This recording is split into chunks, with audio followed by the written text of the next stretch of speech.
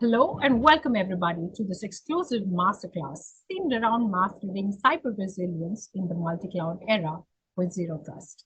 I am Kanchi Shah, General Manager for Content and Strategy at Strategy, and it's a pleasure to welcome you all on behalf of Dell Technologies, Intel, VMware, and Strategy. Ladies and gentlemen, in today's rapidly evolving digital landscape, the need for a well defined and comprehensive cyber resilience strategy is more crucial than ever. Multi cloud environments, in conjunction with a zero trust approach, are redefining how organizations can strengthen their security posture and ensure data integrity. All of this while defending against evolving threats. Today, organizations are focused and need strategies that are built around multi-cloud and poised with strong agility, while zero trust models enable them establish a defense that adapts to a dynamic threat landscape. Ladies and gentlemen, through this masterclass, we will be uncovering strategies and tactics that help us address this evolving threat landscape. And to give us a CISO sentiment forecast for 2024 is how we will begin today. And I'd like to invite my colleague, Pratik Tokas, Chief Knowledge Officer at Strategy, to do the same. Let's welcome her.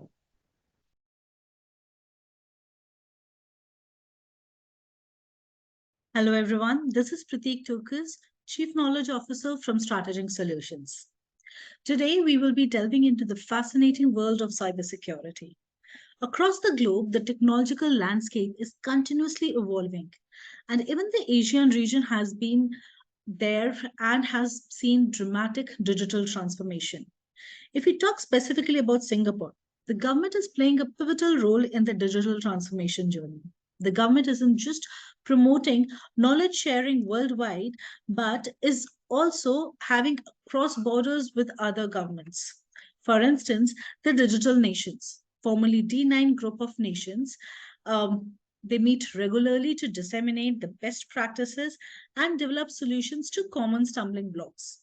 Even the geopolitical tensions, if we quote them, they are leading to the decoupling of high-tech ecosystem, presenting an opportunity for Singapore to be a tech intermediary between the global powers. And there are various other aspects also. So if we say quote cross-border payments, they are evolving rapidly. According to one of the studies, B2B cross border payments are projected to exceed a staggering $42.7 trillion by 2026. Even in the current year, 2023, we have seen a significant shift towards streamlined cross border remittance through seamless integration with mobile wallets, enabling users to set and receive money across borders quickly and cost effectively. A prime example of this is the QRIS app, Quick Response Code Indonesia Standard, which is a streamlined digital payment in Indonesia. Similarly, if we talk about Singapore and Malaysia, even they have unveiled a cross border QR payment system, which is called NETS Do It Now QR.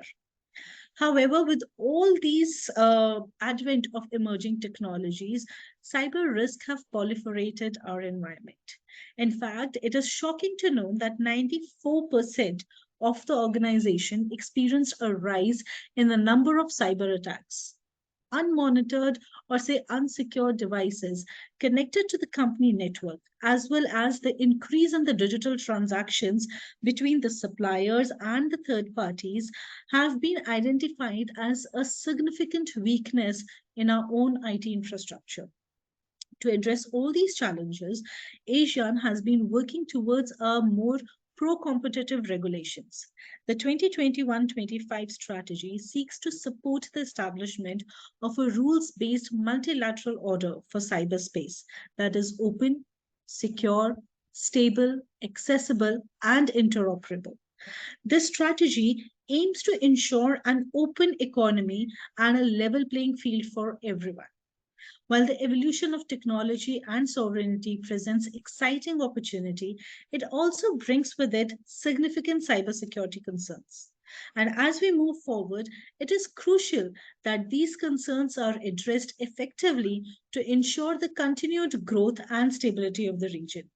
Now, based on our surveys that we have been conducted over the past 12 months and our interaction with the CISO community, the cybersecurity leaders, practitioners, and even the decision makers, Strateging has laid down 7 priorities for the coming year, 2024. And if we start with them, the first and the foremost, effective cybersecurity strategy requires a cohesive approach, not a mere fragmented approach. A holistic blueprint that synergizes technology, people, and process is paramount. This approach should be anchored in with persistent surveillance and proactive safeguarding. And apart with the strategy comes various elements. So if we talk about cloud, now while cloud architecture have matured over the however, security gaps persists, particularly around access control and data safeguards. So organization needs to upguard themselves on this specific aspects. Now, as technology advancements forge ahead, so do the cyber adversaries. Their tactics have evolved, targeting both emerging technologies as well as locating vulnerabilities within our existing infrastructure. And the spotlight is growing on the niche threats, varying from your AI, IoT, and your supply chain threats.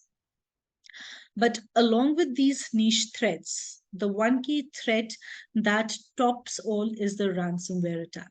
There has been a recent surge in ransomware attack, and the same is expected to be the trend in the upcoming year 2024. And this is really alarming. Beyond the immediate operation and disruption that ransomware causes, the longer lasting blow is often on the organization's reputation.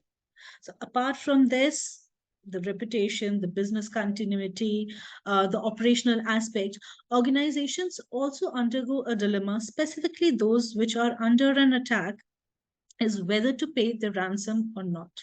Now, that's a key question which is definitely debatable. But with all these things happening, there is also a silver lining, the amplified voice and resource that are being accorded to the CISOs, the cybersecurity leaders. Yet, as how the saying goes, that with great power comes great responsibilities. CISOs must also exercise pure judgment, refining where and how they should invest in cybersecurity. With the holistic approach, definitely they need to ensure and safeguard all aspects, but with what to prioritize and how the investment needs to be bucketed is a key aspect, or I would say a key concern that they need to regularly tackle. Now, though all these strategies are crucial, but equally vital is to possess a cyber security insurance. Facing a cyber attack is no longer the question of if, but when.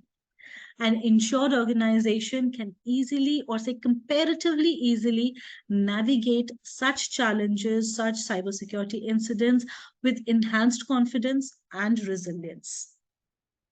And with that, I'll be closing my this session. And with the closing, I would like to have a very nice quote from myself.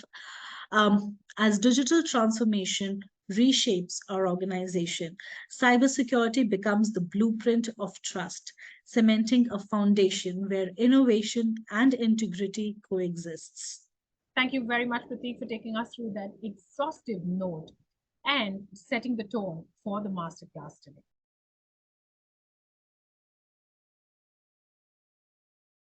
Ladies and gentlemen, welcome to our panel discussion on powering the future of digital trust.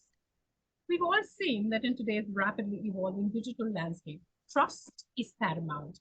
And today we have experts from different industries bringing in their insights and point of views on digital trust, cybersecurity, and strategies that can be put in place for securing the future. Our panelists bring in a wealth of knowledge and experience in cybersecurity, digital payments, cloud security, and military cyber operations. Together, in this conversation, we will explore how the concept of digital trust has evolved, what kind of strategies can be used for communicating cybersecurity risks, and of course, enhancing resilience. We're also looking at aspects of securing payment processing systems and much more. So this is going to be one rich conversation that I'm certainly excited about. Please join me as I welcome our eminent panelists, Lieutenant Colonel Francel Marguerite Padilla, who is one of the top 30 women in security in the ASEAN region and serves as the battalion commander for the Philippine Army. Welcome, Lieutenant Colonel Francel. Hi, hello. Nice to meet everyone, and I'm really happy to be part of this conversation. Thank you very much for joining us today. And let's also welcome Mr. Sumit Sugandhi, who is the head of cybersecurity for Asia Pacific at Spicer. Welcome, Sumit.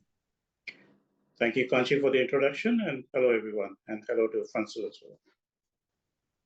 Thank you very much, and it's an honor to have both of you on this conversation. With that, ladies and gentlemen, we're now straight going to dive into the conversation with our esteemed panelists. And my first question, and this is the one that I want to specifically bring in, is to Lieutenant Colonel Francel. Have you seen the concept of digital trust evolve over the years? Well, over the years, I'm from the military sector. So we in the industry of the military has been driven by the flow of the tides.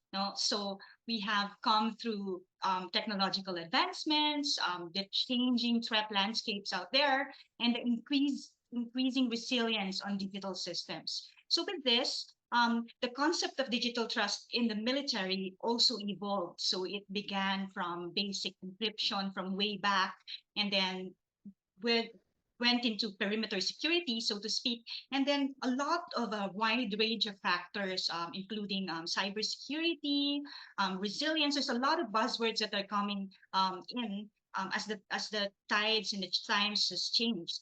So there has also been ethical considerations to this, and of course, the human element. So there are three buzzwords that I really want to emphasize with this. In the Philippines, in the Philippine military, so to speak, we have been going towards joint operations. So we are going towards jointness. And with that, one issue is having our systems be integrated and interoperable to one another. Because way before, we would develop our own systems. And so each of us has these systems in silos. So here, looking at how zero trust evolved through the years, we are now looking at not just the physical security of our documents and communication channels, but also the cybersecurity and encryption. And of course, we also look into machine learning and AI. And also there's another big buzzword out there that came through the years. It's called the network-centric warfare. And so we're also looking at how this would be evolving and how we would adapt to these new changes. So we look at resilience, redundancy in our data, how we would recover data, all of these things. So there's so much that we have to consider. We also look into our supply chain security, as I said, interoperability, and of course, looking at our allies. And now, because of the situation that we are in, we are looking at coalition operations also. So again, all of these things, with also the advent of AI, there are ethical considerations we have to consider, and we have to adapt to it with our human element by being trained, learning as we speak, always being one step ahead of our adversaries. So that's my take on zero trust and how we have evolved throughout the years. Absolutely brilliant, and I couldn't agree more with that assertion. I would want to bring this to you, Sumit. We've seen that companies, there are companies that are born on the cloud, more digital in nature, and the evolution story in digital trust has been slightly different from them, for their perspective. How would you want to take a stab at this? Yeah, I mean, the trust has always been the cornerstone in financial services, right? But your question about how it has evolved, the digital trust has evolved, right? And I would simply say this has with the evolution of the IT, the evolution of the payment systems that we see, in the ecosystem, today's ecosystem that we live in. And the digital trust has evolved tremendously over the years. This in terms of security used to be very nascent. Like people like myself had to kind of educate the uh, the senior management back in the day about what really security is and why certain things needs to be taken care of. Whereas now the conversation has shifted, and the senior management would come to us and say that, what are we doing in this particular space? How can we make this better? How can we make this as a service offering? How can we ensure our clients? How can we make our consumers, believe in what we are doing today? How can we go to the market with, this kind of an information? Because people want to understand more about how what kind of safeguards and the controls that are in place. Thereby, that elevates their trust in the system, and that kind of is a good outcome for everyone, I would say. Absolutely. Well, thank you very much, Sumit, for taking us through that evolution story and how trust, again, like you said, has become the cornerstone of most of our strategies.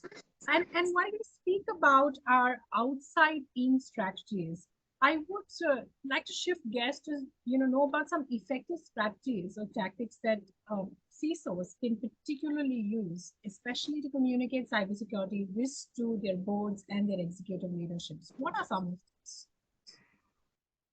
Maybe I can take a first stab at this. So one way I could kind of explain this is I remember having conversation with my uh, uh, management member, and the whole thing started with saying that, if you understand this notion that if you have a fast car, what you need is good brakes. The fast car needs good brakes, not good engine for it to go faster.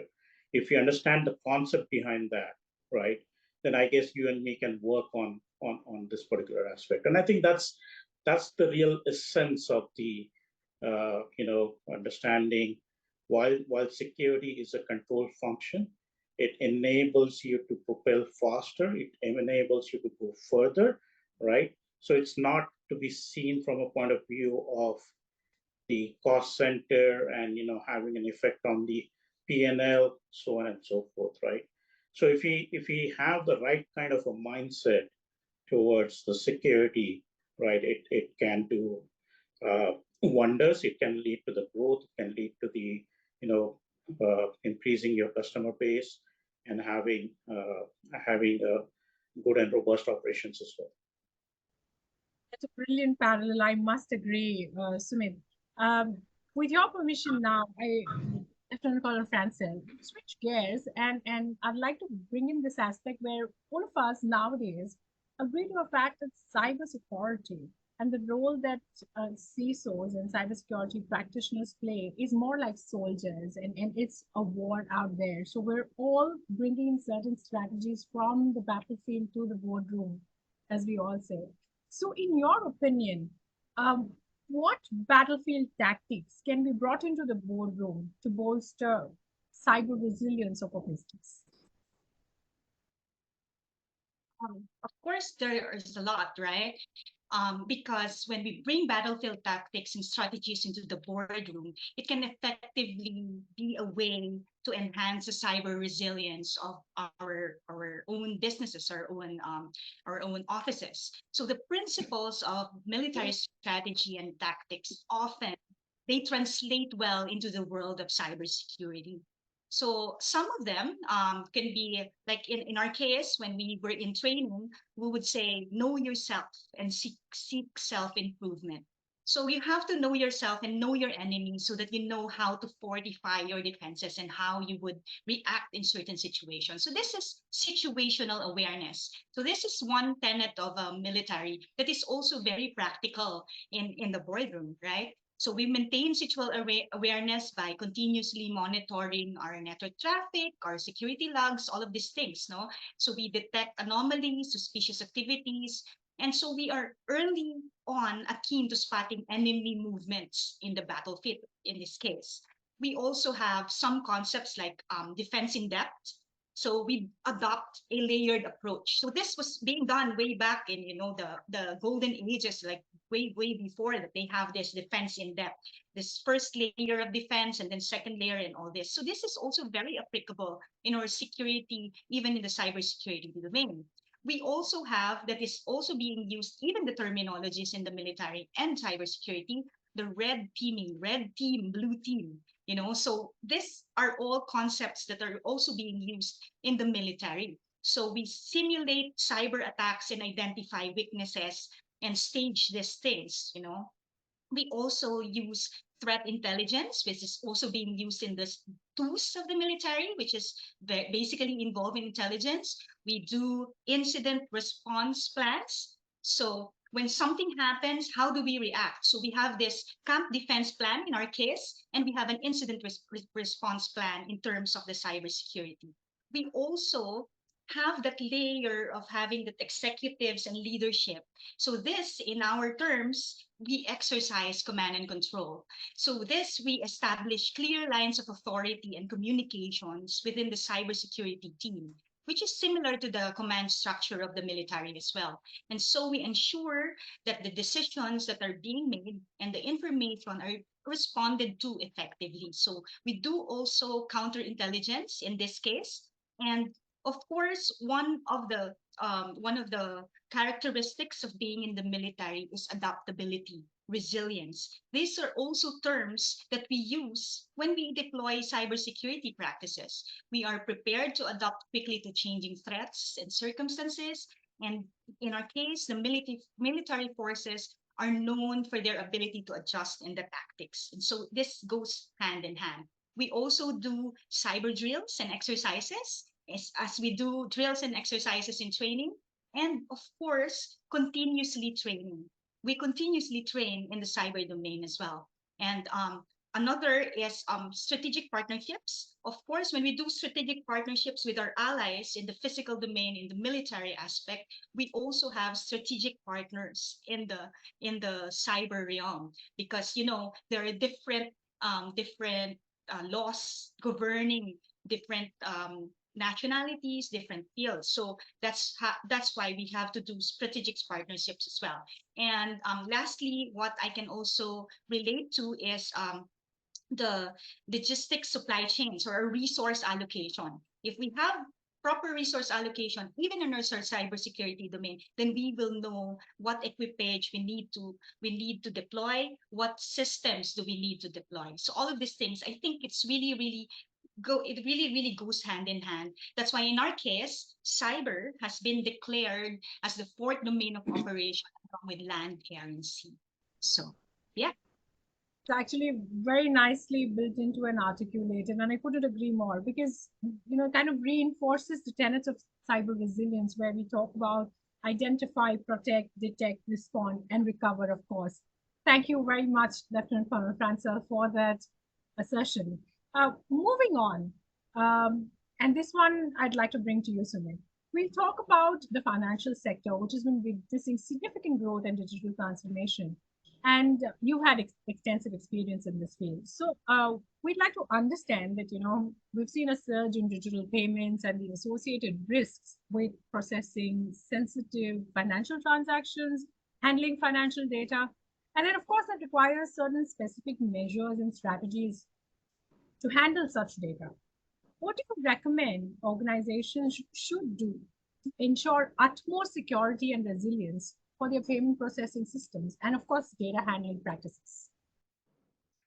Sure. So I guess, I'll talk about some of the specific aspects that are probably don't get as much as attention as some of the other things do, or in certain cases, probably they're not even on the radar.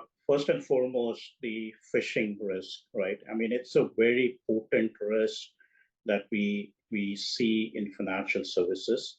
It can percolate into the inner networks of an institution just by an employee receiving a phishing email and then advertently clicking on the links or opening the attachment, so on and so forth, right? So that gives the foothold to the malicious users, right? The second aspect that is not looked at in greater detail is your vendor connections, right? The supply chain security in terms of especially the vendors who have network connectivity into your organization. Like if you go back to the Target breach way back in 2015 or so, they got breached through an HVAC system. They had a contractor who got access to the HVAC system, and through that they came into the Target network. So this is quite pertinent, where we might be securing all our traditional gateways and access points. I've seen that the vendor connections and the connectivity of a vendor and the access that they have into your network, that is not as often looked at with the same kind of a lens. The last but not least, and probably the most important on my list, is the trusted insider, as we call it, right? Especially in financial services, you tend to create a moat around the organization, so that to a larger extent keeps away the external elements at bay. So what you need to really consider is my my users or my privileged users who have access to the certain set of tools, who have the know-how as to how my payment systems work, where are the weaknesses to a certain extent in the whole chain. So they have that knowledge, right? I came across this article sometime back, and that's where it's quite innovative the way the modern day hackers are thinking about this whole ball game. So this article said that the innovation that hackers have come up with is, if I'm, let's say, a system administrator of a particular financial institution, these guys will probably find me out through a LinkedIn or some social networking platform. And they would try to cut a deal with me that here is, we'll supply you with a ransomware software. You go plug this into your bank's network, right? And afterwards, whenever we get the ransom from this financial institution, we'll give you a 20 or 30% of it, right?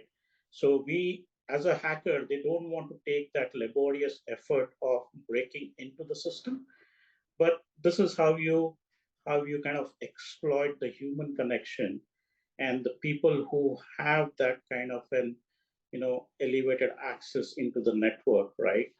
So it's quite important that in a financial services, or I guess even otherwise, like even I would think that even in the military and some of the other aspects, like you should definitely consider, while we look at the external threats, you need to consider the insider threat as one of the main element of your strategy as well.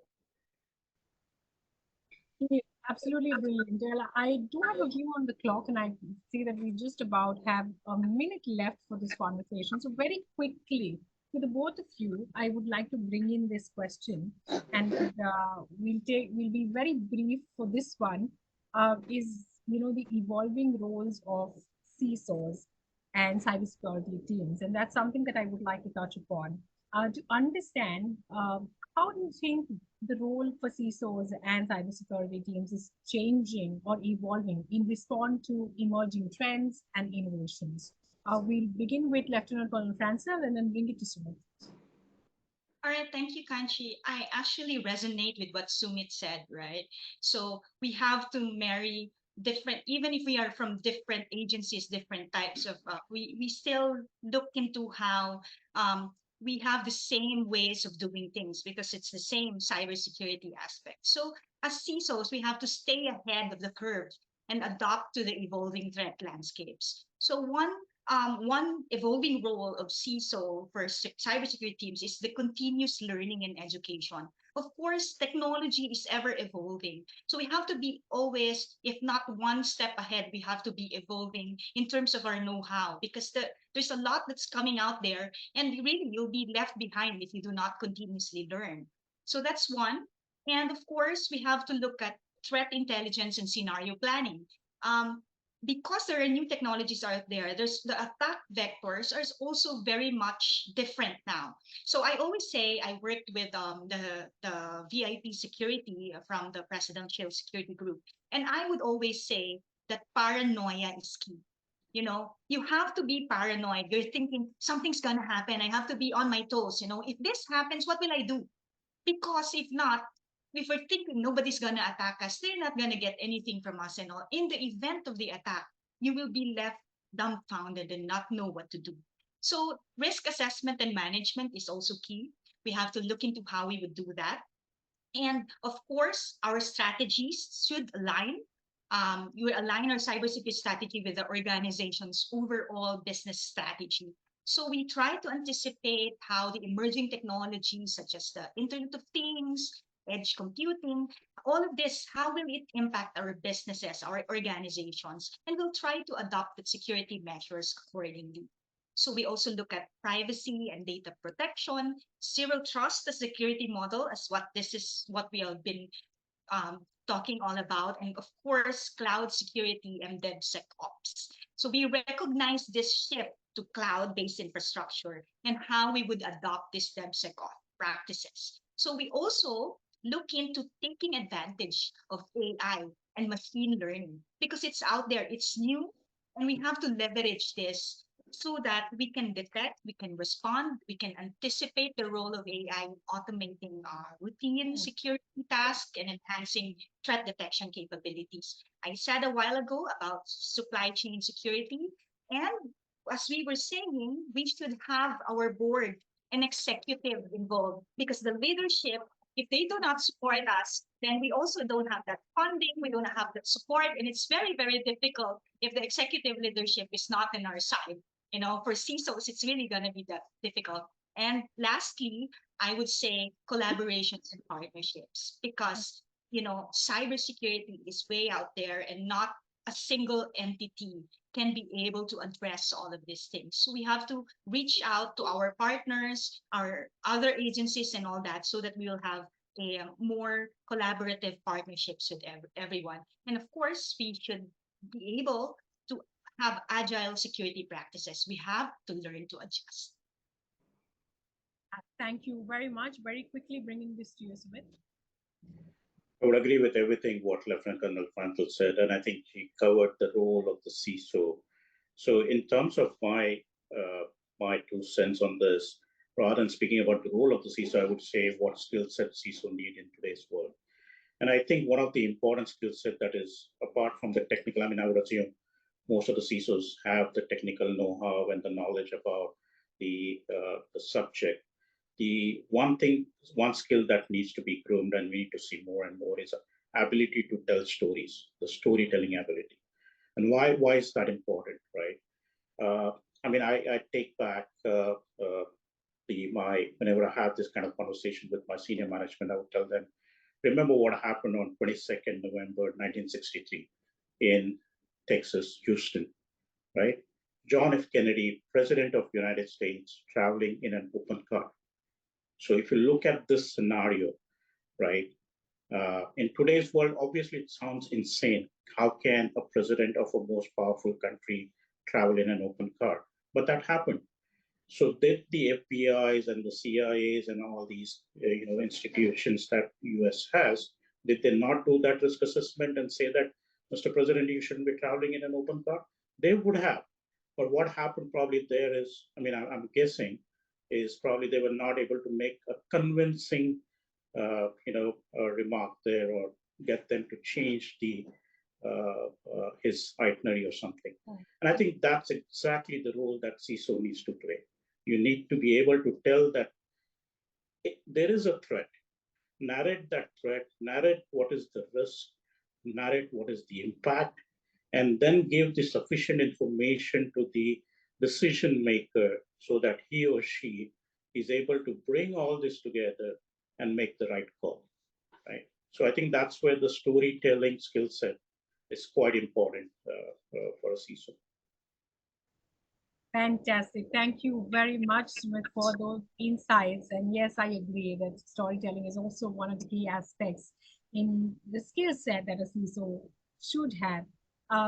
Thank you very much, both. Well, in conclusion, ladies and gentlemen, from the conversation that we've just had, we've learned that building digital trust is an ongoing process that requires adaptability and proactive measures. And our panelists have actually outlined some of those measures for us, provided some valuable insights and strategies which will help organizations and institutions navigate this digital trust landscape successfully to ensure business continuity and achieve the outcomes that we're all set out for.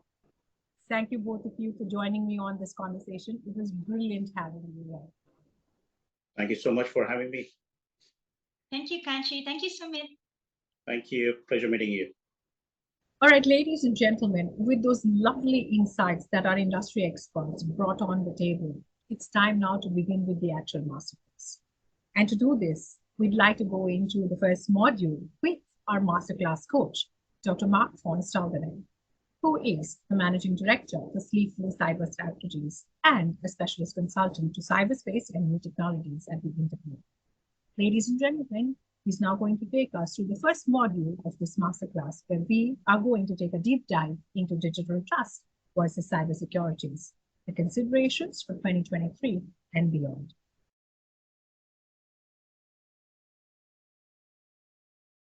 Hello, everybody. My name is Mark van Staalduinen, and I'm your presenter for today's masterclass on cybersecurity with the beautiful title, Mastering Cyber Resiliency in a Multi-Cloud Era with Zero Trust. These are already quite a number of keywords that are not that easy to grasp, but extremely important to master your cybersecurity business in the near future. So we're really going to talk about cyber resiliency, multi-cloud, and zero trust. Before we dive into the details, I would like to give a quick introduction about myself. I'm really keen on innovation, new technologies, how new technologies develop can help us. At the same time, and there's a little bit my police background, I'm always interested how criminals can abuse them. I've worked for quite some time for a research institute in the Netherlands, where I established the dark web program, as well as having been expatriated to Singapore from 2016 to 2019, where I was working for Interpol for 50% of my time as a cybercrime expert. Thereafter, I have had a part-time position at the Nanyang Technological University in Singapore. And as you can see, quite a strong involvement in Southeast Asia, especially Singapore, but with a strong interest for the whole region, including South and Southeast Asia. After the period in Singapore, I went back to the Netherlands, my home country, where I established my own company, which is called Seaflow Cyber Strategies, and it's founded in November 2019. And I will share with you more details on the importance here, because these concepts are strongly related. Trust, digital trust, cybersecurity.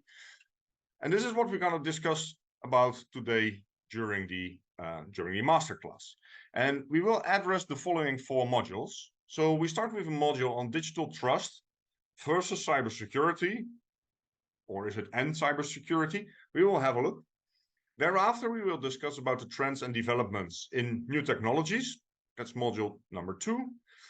We go into details on ransomware and other advancements in cyber attacks. That's what we do in module 3. And we conclude with module number 4, thinking more in resiliency and business continuity plans. I don't do this alone. That's really a thing and an approach that I believe in a lot. We need to work together, and therefore I invited 2 of my good relations, Prof. Lam Kok Yan from Nanyang Technological University of Singapore, as well as Yash Joshi from Quint AI, Kilt AI, I have to say, sorry. And we will discuss about how can we indeed master cyber resiliency in this era with zero trust and multi-clouds. And let me start with the conclusion, and it's a painful one. There is no silver bullet. There is no easy solution. There is not just a single product. There is not just a single framework. It is really your responsibility to make cyber work. Again, there is no silver bullet. That's the end conclusion. But the good news is we can do a lot. Let's start with the first module on digital trust versus cybersecurity. And here, and this is something I really appreciate, and we do a few times during the masterclass, I'm happy that we do not have to invent everything ourselves. And here we have great support of the World Economic Forum. And a few years ago, they realized that it's not only about cybersecurity that creates trust in our digital economies. Digital trust goes beyond cybersecurity. And therefore, they came up with a beautiful definition of digital trust. And digital trust is individuals' expectation that digital technologies and services and the organizations providing them will protect all stakeholders' interests and uphold societal expectations and values. This is quite a mouthful, but there is a lot being said in this long sentence. One element I would like to address as well is this is about upholding societal expectations and values. That means there is culture involved. Whether we are in Southeast Asia, South Asia, Europe, the Americas, we have different cultures, we have different backgrounds, and we have different expectations. At the same time, we also have a lot in common. And the digital trust framework accommodates this, because it's not a solution. Again, it's also not the silver bullet, but it's waiting. Because in the end, already having said, it's not only about cybersecurity. Cybersecurity is part of digital trust. Like you can see in the framework that we do see here on the right side.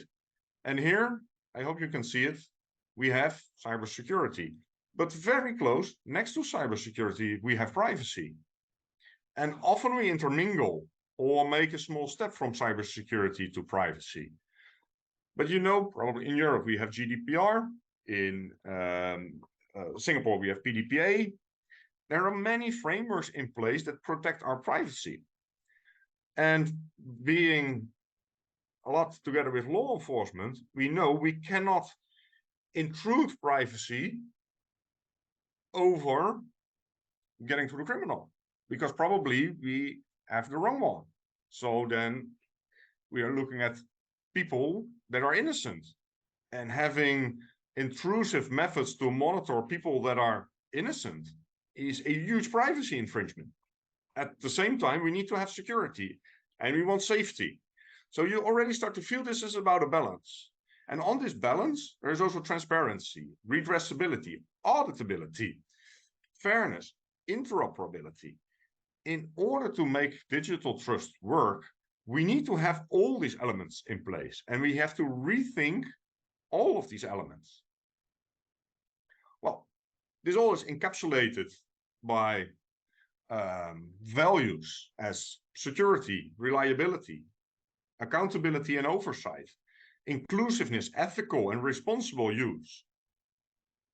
And you start to sense, to some extent, it's not a specific framework, but this addresses all the topics we have to think about if we want to develop digital trust. It is also a lot. So in order to implement this framework and really get digital trust in our societies, in our economies, we prefer to have some help. And this help should come from usually technology. That's why I would like to invite my colleague, Prof. Lam Kok Yan, to share some more details on the so-called Trust Tech roadmap that is developed by the Digital Trust Center of Singapore. Right.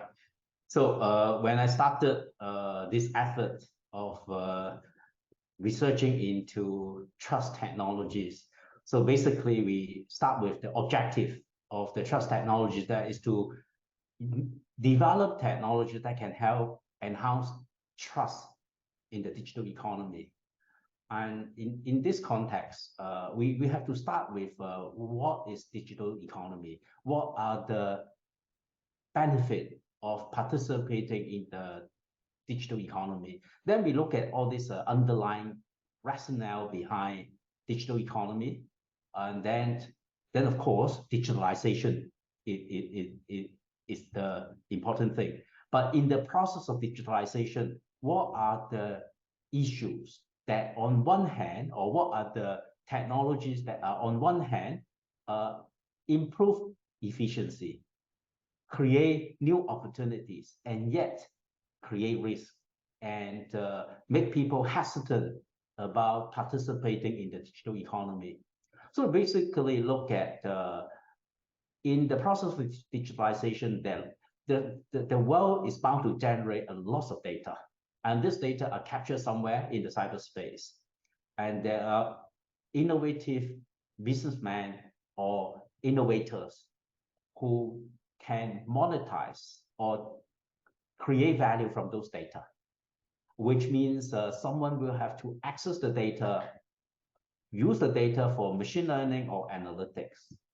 And in this case, protecting the privacy of people behind the data is important. So we look at if the idea of digital economy is to improve business transactions, efficiency, create new opportunities. And in this process, AI and analytics are used, and then people worry because of the intrusion of privacy. Then it defeats the purpose. So number one, we have to address new technologies that can help allow AI or machine learning and analytics, and yet protect the privacy of the data. So that's why in our roadmap, the first thing we want to address is privacy preserving technology. And secondly, in the digital economy, which is built in the cyberspace, there's no border.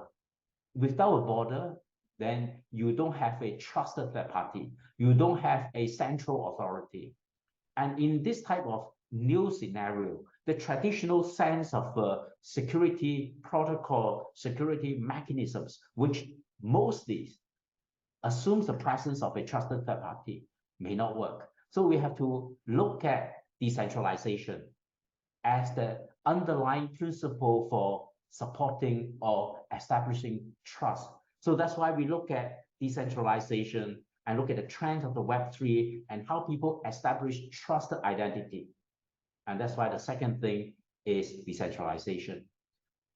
And thirdly, we start to look at, as I mentioned earlier, in the digital economy, AI, machine learning play an important part. Then would people don't want to use it because they don't trust the AI? And if this is possible, what are they worrying about? Would the AI be biased, not fair, not even safe? So, or sometimes it recommends things that doesn't even make sense, or whether the result or the result of the AI is not explainable. So if people complain, you don't even know how to answer. So we look at this collectively as trusted AI.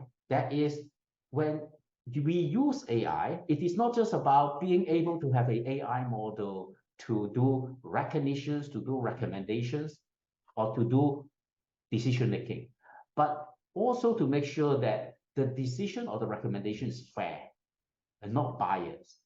And what it recommends really have a reality aspect. It's not something, not like writing a novel. You can use an AI, a large language model to write novel, because it can say you go out to fly, and then when you are happy, then you come down. I mean, in the novel you can do that, but in a real professional systems, you cannot suggest people to fly on their own. So these are just examples. And so the AI have to be suggesting things that is realistic. And better still, if you use it for business scenarios, when the system make a decisions, and if people are not happy or feel ill-treated, and there is usually a process of doing fact-finding, investigation. So there is a need to be able to explain. So that's why we look at explainable AI, fair AI, robust AI to be an important part behind digital trust. So that's why when looking from the fundamentals of digital economy, we look at the trust concerns, and then we identify a number of important areas that could be hurdles for establishing trust, and then we identify this to build the trust technology roadmap. And this is very different from traditional cybersecurity, which typically people talk about cybersecurity as from the angle of infrastructure. And it could be heavier on the technology side. But when it comes to trust, you can't avoid the people's aspects, because trust is basically describing relationship between people. So the societal aspect is extremely important. If you cannot understand people's relationship in the society, you won't be able to determine what are the trust issues, and therefore you won't be able to identify what are the technologies that can help improve this trust. And if you go back to the technology aspects, usually what is trust? Trust usually can be at least described as people's certainty about the outcome. If I know certain thing is will happen with high level of certainty, then at least I will trust it. People don't do business with each other, they don't trust each other because they are not certain whether I pay, I will receive the good. Or from the other parties, they're also not certain whether I send out the good and I receive the payment. So this is the type of societal aspects or business aspects. And we need to understand this part before we can talk about trust and before we can define what we want to achieve with trust technology. So that's the thinking process, how we went through this process to come up with this roadmap and identify important topics which require understanding of the digital economy, understand the people's aspects or the societal aspects of the digital economy or among people, so that we can use technologies to improve the certainty among people's interactions. And that's the objective behind the trust technology. Thank you very much. And of course, I can't agree more that it's at the same time a huge challenge to develop all these technologies. But well, the need for it is obvious. Like what you say, in digitalization, we want to be sure that the outcomes that we get are the right outcomes. And if it's not the right outcome, it will cause doubt. It will cause mistrust in the technology.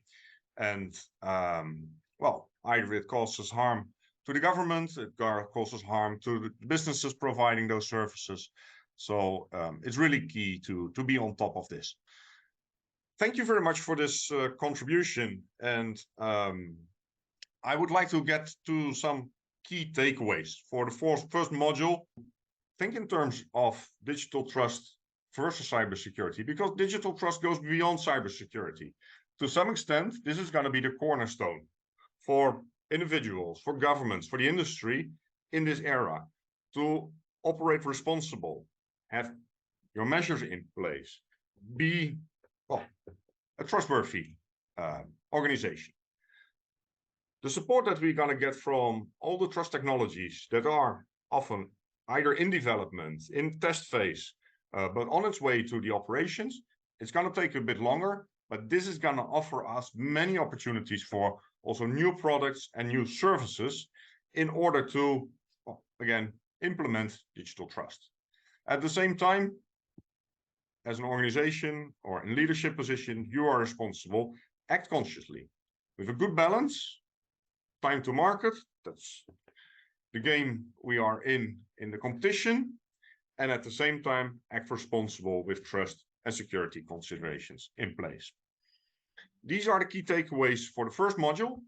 And in order to better grasp what are the challenges here, what are also the opportunities that we do see, we would like to move on to module number 2, where we will discuss about what are the bigger technology trends of today. Thank you very much, Mark and Prof. Lam, for sharing those insights and taking us through the first module. I'm sure this has been very insightful for you, ladies and gentlemen, as it has been for me. With that, we'll quickly go into the next module where we discuss the trends and developments in new technologies. Over to you, Mark.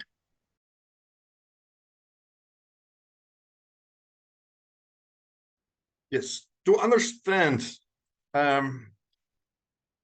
the implications of all trends and developments we do have nowadays and what this means for our digital trust approach and also the cyber resiliency that we need to implement in our organizations, we will quickly discuss about the Gartner Hype Cycle, because that addresses all the big technologies that are in development and their expectations for the upcoming months, years, according to the schedule up to over 10 years. But if you look through the eyes if you look very well in the Gartner Hype Cycle, there are a few terms that appear really a lot. First, here we do see cloud native. Thereafter, AI augmented, generative AI, API-centric software as a service, open source program offers, cloud out the edge, AI Prism, the trust and the trust risk security management, WebAssembly, federal machine learning. This is also AI, industry cloud platforms, internal developers portal. If you look what kind of technologies are coming to us, and that is really changing our lives nowadays. Well, first of all, we can't ignore artificial intelligence. And we go into more detail on artificial intelligence later. For the moment, we would like to focus on the statement that also Gartner gave on what is ongoing at this moment regarding trends and developments. And that's on the transformational potential of enhancing the developer experience, driving innovation through the pervasive cloud, and delivering human-centric security and privacy. And if I translate this a little bit in layman's terms, enhancing developer experience, this is a lot about how software is developed nowadays, how services are developed nowadays, where, as I already mentioned in the previous module, time to market is a key thing. And what is supportive in this is the whole cloud development. So that's why pervasive cloud is so important.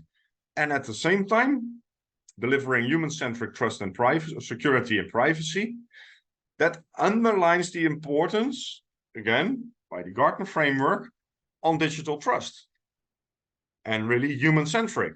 It's my security, it's my privacy that need to be taken into account. And at the same time, the businesses want to scale as quick as possible and as broad as possible. And that's what we can do. Due to the cloud technologies, we can scale very easy globally. So if we look at the Gartner Hype Cycle as published on August 2023, so really nowadays, we do see a lot on AI, a lot on the development side, cloud, and digital trust.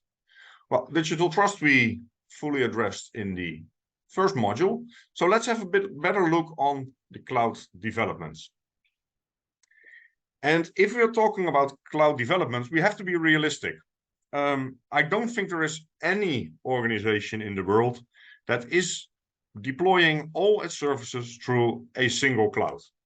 If I look to my own company, I think we are using over 5 cloud providers. Do we do this because we want 5 cloud providers? Or do we do this just because, well, one provider has this advantage, this one has this great service, this one has a better price? There are many reasons why we move into this multi-cloud space. And the schema also said the benefits. We have vendor flexibility. We have a better disaster recovery. We are not dependent on a single cloud provider. So we can, one of them can dysfunction while the company can go ahead. We can cherry pick. because some have greater service than others. And what is really great off cloud, and that is what everybody knows, you do not have to maintain on-premise technologies which require investments and people monitoring it, and you can purely put it as OPEX. But it comes with challenges. Honestly, sometimes I'm losing my overview on where all the cloud costs are and whether we do it in a smart way. Every developer has its favorite flavors, so chooses the cloud technologies that he likes. But if people leave, I have a challenge because the successor needs to be able to work on it as well. And as a last bullet, security. How sure am I that the cloud provider adopts the same security principles as we do? And it's really hard to assess, because that's the whole problem with security. It's not, you cannot measure it. And obviously they have their ISO in place and their certifications, but still the proof is in the pudding. So if you look at the cloud developments, it is by definition multi-cloud, and we need to have better designs how to work in this multi-cloud space. And that multi-cloud space is pervasive. It's everywhere. It's on my mobile, and I can work fluently from my mobile to my laptop in any place in the world. It's pervasive and it's multi-cloud. To do the risk and to manage the risks, we need to have some new technologies. And this is what is called ground to cloud, or the other way around, cloud to ground strategies, where we realize that next to our multi-cloud solutions that we use, we also have on-premise technologies. And these all need to work seamlessly regarding operations, but also regarding risks, regarding security.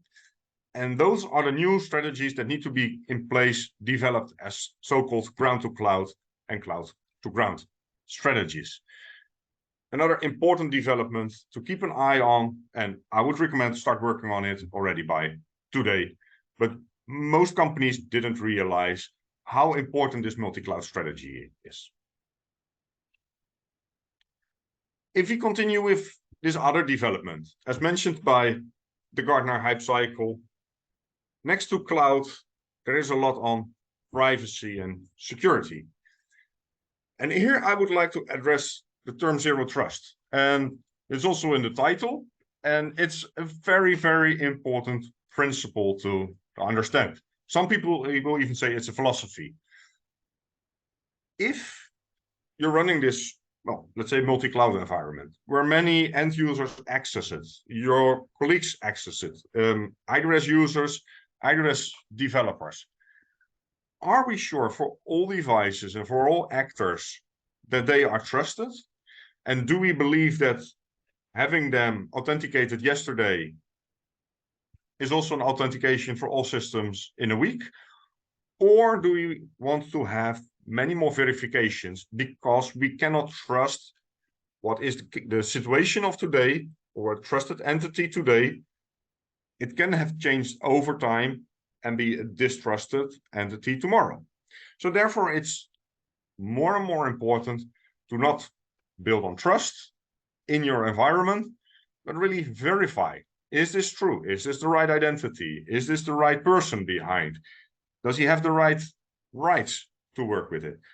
At the same time, and this is making it super complicated, one of the things that we often forget is that these solutions need to be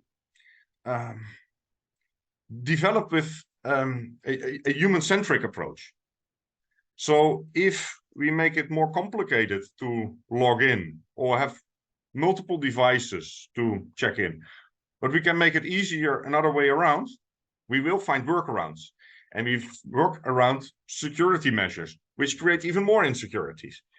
So that's why it's so important, as the Gartner cycle said, focus on human-centric cybersecurity and privacy methodologies.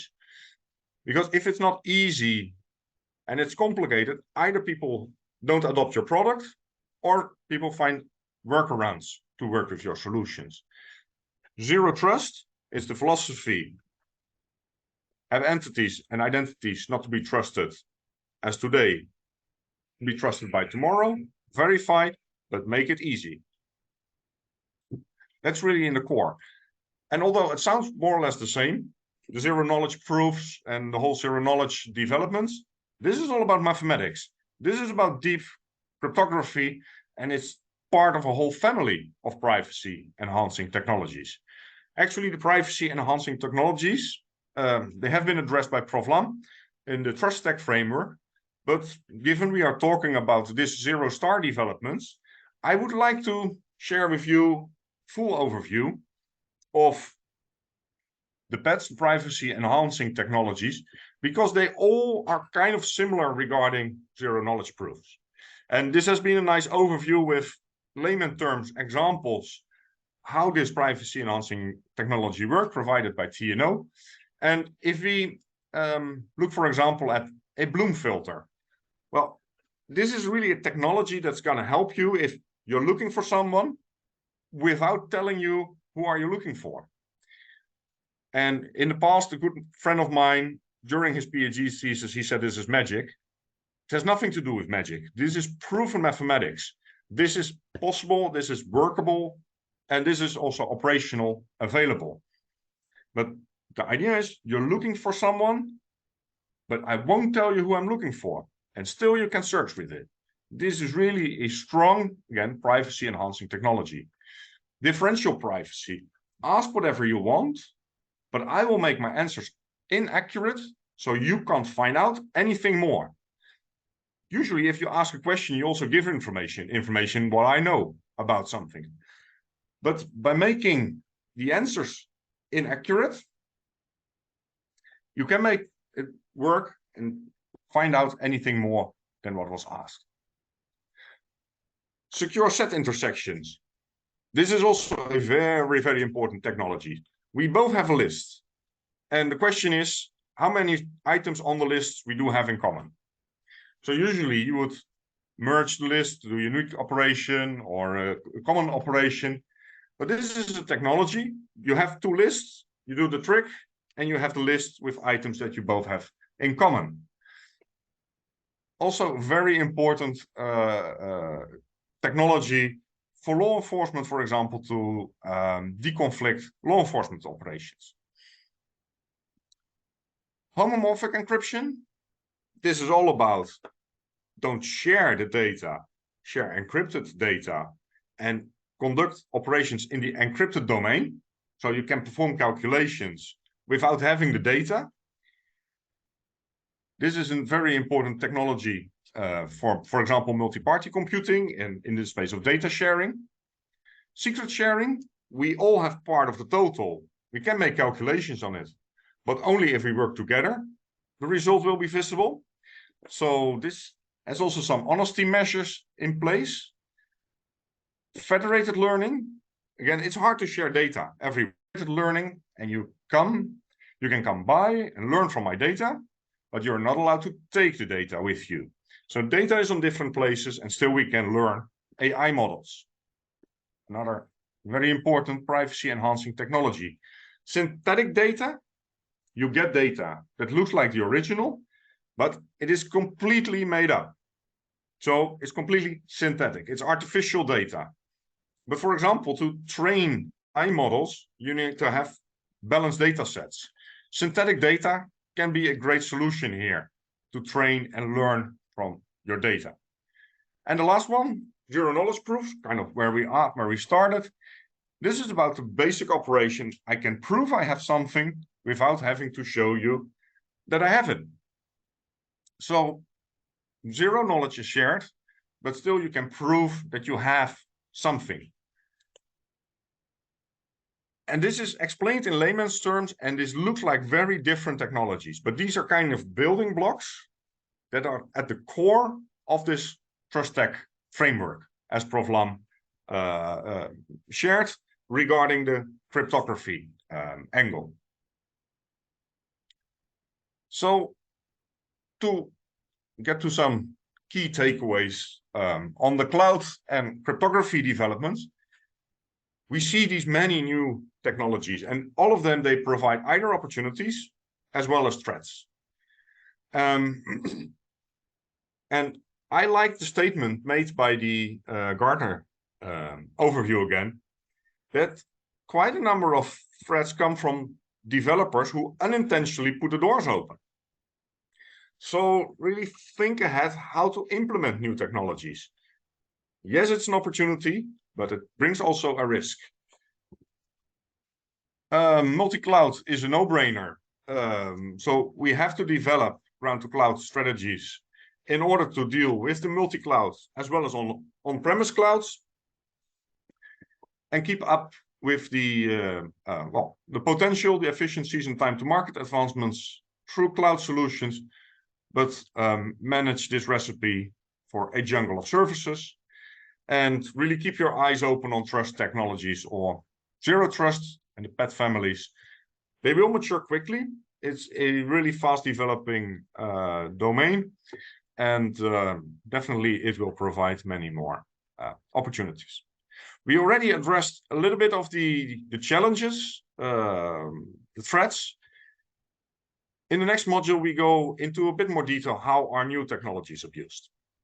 Thank you very much, Mark, for outlining those developments in new technology and taking us through some of the trends that cybersecurity practitioners are now observing. From that, ladies and gentlemen, we're now going to move into our next module, where we're going to take a look at ransomware and other cyber attacks. And of course, we will look at some mitigation strategies as well. Let's understand what's new and why the need for proactive preparedness. Over to you, Mark.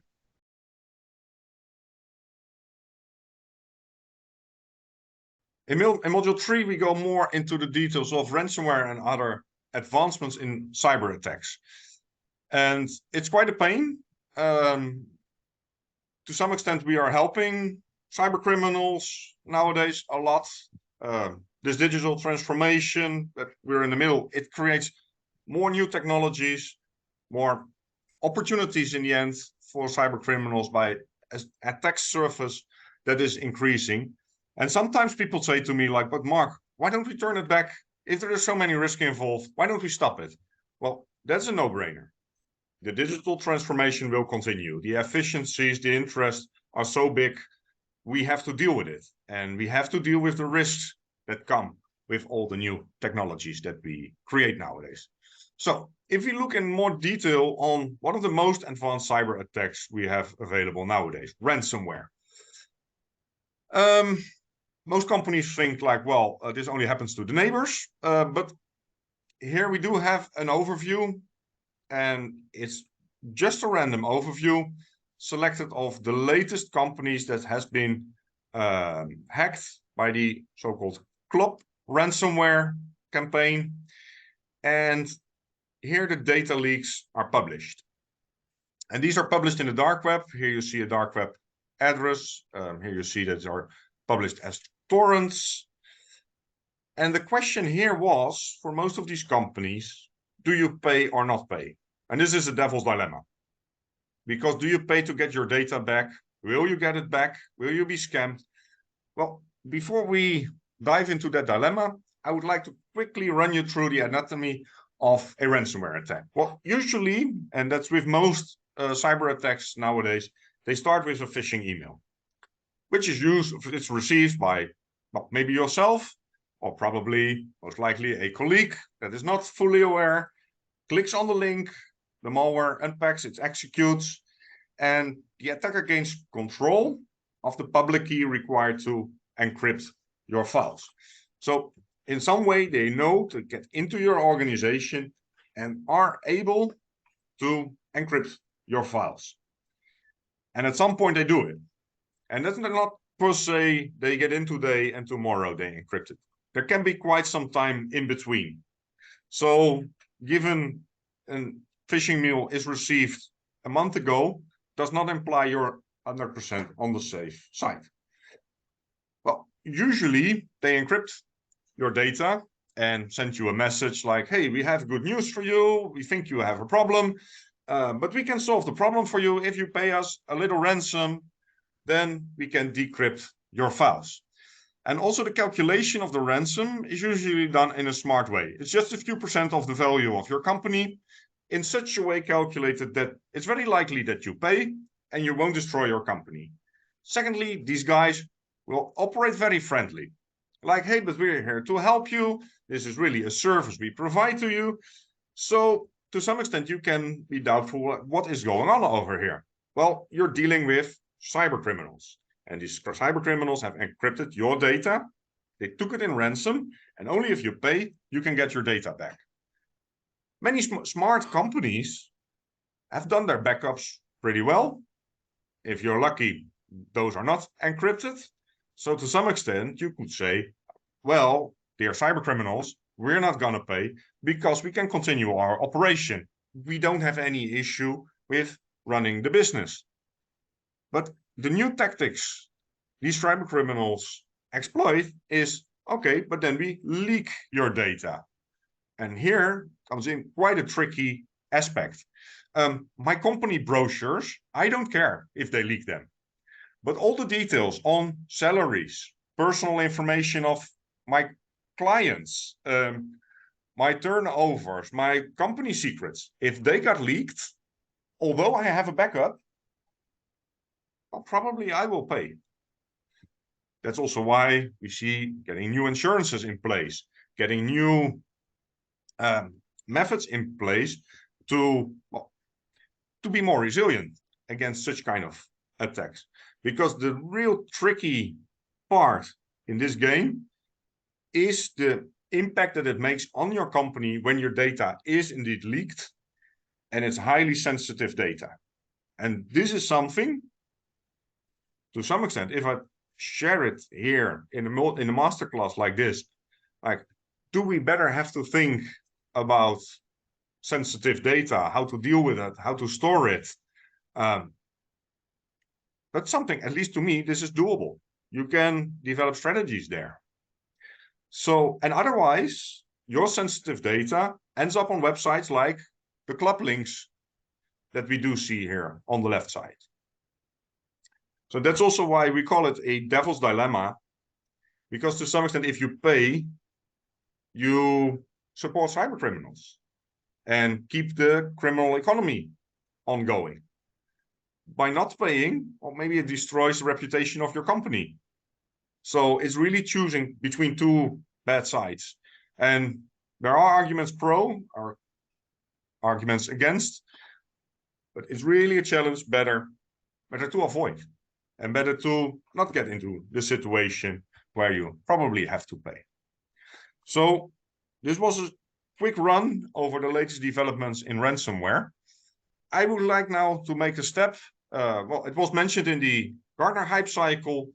The latest developments in technology nowadays is artificial intelligence. Everywhere we do see it, there is a huge global debate ongoing on artificial intelligence, because it's a great means, given all the data that we produce and have available, that can be analyzed, that can be make operational and actionable using artificial intelligence. At the same time, it also brings new risks. And I don't want to go in those details here by myself. I would like to introduce my very good former colleague. We have worked a lot together in the space of IoT security. Josh, you have a long history in cybersecurity, worked for several companies, either in industry as well as in research.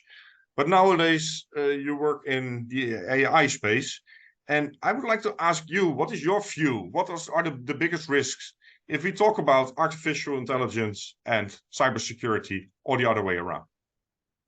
Yeah, Mark, well, thanks for having me here. As you said, I spent more than a decade doing software development and consulting, primarily in the cybersecurity domain. You know, everything from building security products to selling encryption modules to working with policymakers and with you on as you mentioned, IoT security, high-tech cybercrime, etc. I've come into the world of AI at a very interesting time, right? With the very exciting developments taking place with Google's transformer deep learning architecture pretty much revolutionizing this field. and eventually leading to the, for example, the well-known GPT models. One thing that has amazed me is how far-reaching the applications of AI are. And while generative AI is really the buzzword these days, AI has always been perhaps even more useful for understanding large quantities of data, for detecting patterns, for making predictions. So currently in my current role at Quilt AI, we're focusing on the diagnostic and predictive applications of AI as well as the generative applications. So as you might imagine, cybersecurity touches upon all three of these pillars: diagnostic, generative, and predictive, right? So when we think of the cybersecurity risks of AI, we would most immediately perhaps think of adversaries using AI to bypass security controls, right? And this is a valid concern. An attacker can develop AI-driven techniques to infiltrate an IT environment, or to gain privileged access, or to maybe develop a new malware or a new type of ransomware. But there are several more subtle, less dramatic, less obvious risks, which are actually probably more likely to materialize, right? So let's think about data privacy concerns. So AI systems may be trained on sensitive or personal data. A lot of AI systems are just trained on large swathes of the internet, right? So these systems may be trained on sensitive personal data that falls under GDPR, etc. These systems may also process sensitive or personal data. So this raises concerns about compliance, right? Improper handling of this data can lead to breaches, to legal concerns. This is a cybersecurity issue. Again, not as dramatic as an AI-powered attacker infiltrating my perimeter, but no less consequential. Secondly, right, AI systems, especially generative AI models, they tend to hallucinate. This is becoming a popular term these days, right? They're known to hallucinate, basically make up stories. That is a major concern in the security world. And it's not just hallucination, right? Because AI models are not transparent. They're not interpretable. They are difficult to interpret and explain. They don't follow clear rules that a human being can analyze. So this lack of transparency means that you can't understand why an AI system made a particular decision, right? So this hinders incident response. It hinders investigations. A cybersecurity issue once again. Then we have the notion of bias, right? AI models can inherit biases that are present in training data, leading to unfair or even discriminatory outcomes. So, in cybersecurity, biased AI could lead to the targeting of certain groups, or missing threats because of certain biased training data, for example, profiling a person based on certain characteristics, etc. And finally, I would say the over-reliance on AI that we are starting to see, right? Many people start to over-rely on AI thinking that it is infallible. Organizations too might become overly dependent on AI for security, leading to complacency, right? And a reduction in human expertise, or in human manpower, for example, which is something we have to guard against, right? Of course, we may not need a human working together with an AI can perhaps accomplish more than two humans, but that doesn't mean that we don't need human oversight. We still do. Note also that AI systems are themselves vulnerable to attack, right? The data they're trained on could be manipulated. The models themselves could be manipulated. And again, since we know that people will tend to over-rely on AI and feel that AI can do no wrong, this is a major concern, because a corrupt AI model could wreak havoc within an organization because people are blindly trusting it, right? So these are some of the risks that come to mind when we speak about AI in cybersecurity.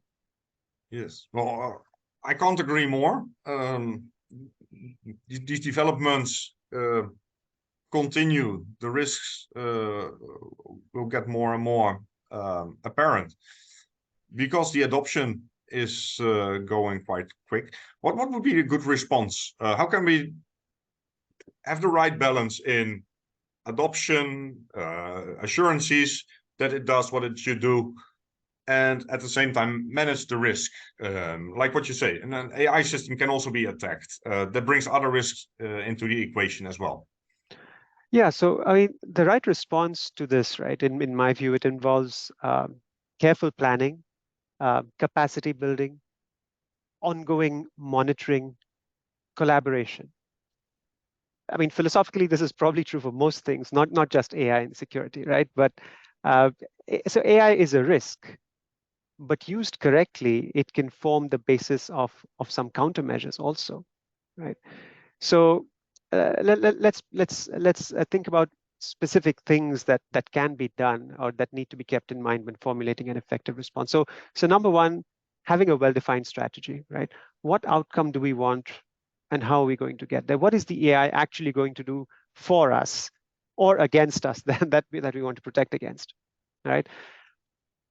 We should integrate AI tools or systems with existing security infrastructure, with existing intrusion detection, with existing threat intel feeds, etc. Right? AI should be used again in a complementary way with these tools and not really as a replacement, because the basics don't change.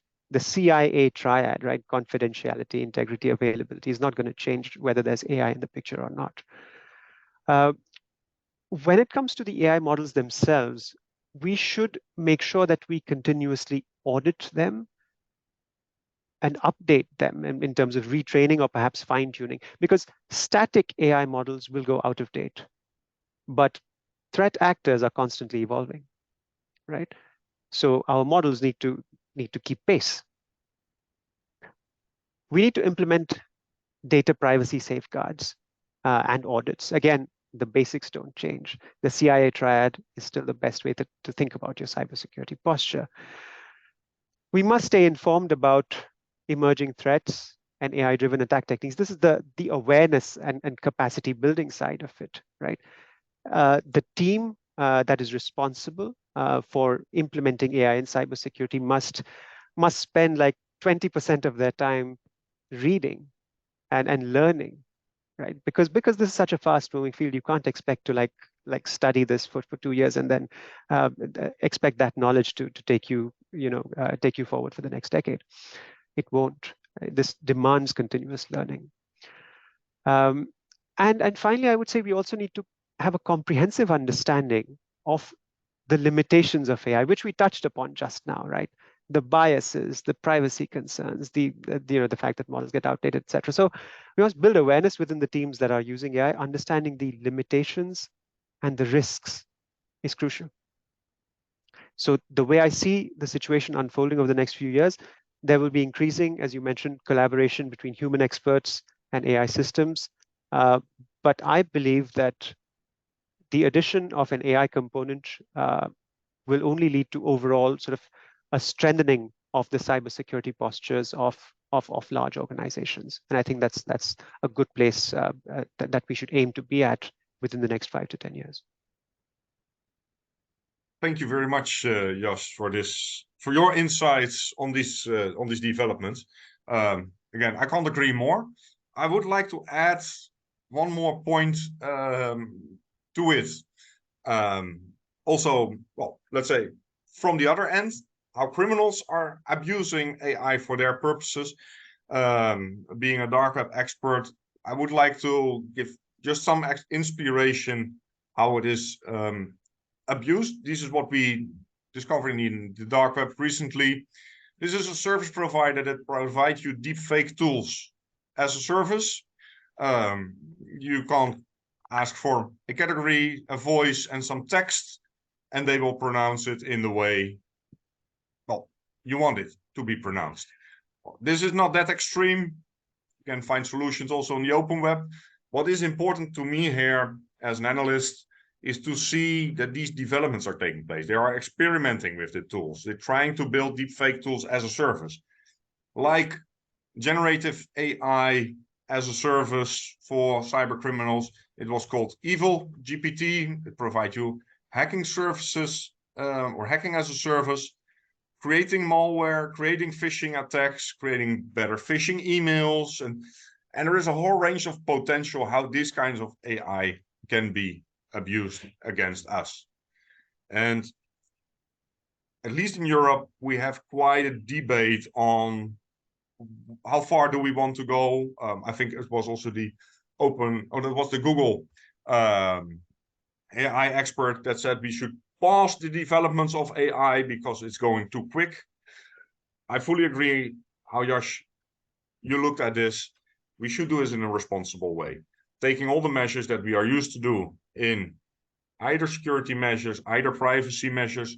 I would like to propose, just put it in the framework of digital trust, where we have transparency, explainability, privacy, security. All those measures should be in place when we are developing AI. And not just, it's going to help us make things cheaper and bring it to the market. We should do this in a very responsible way. Well, to get to the takeaways of module 3, I would always say, like, it's not if, but when. Your organization will be under attack. There will be a data breach.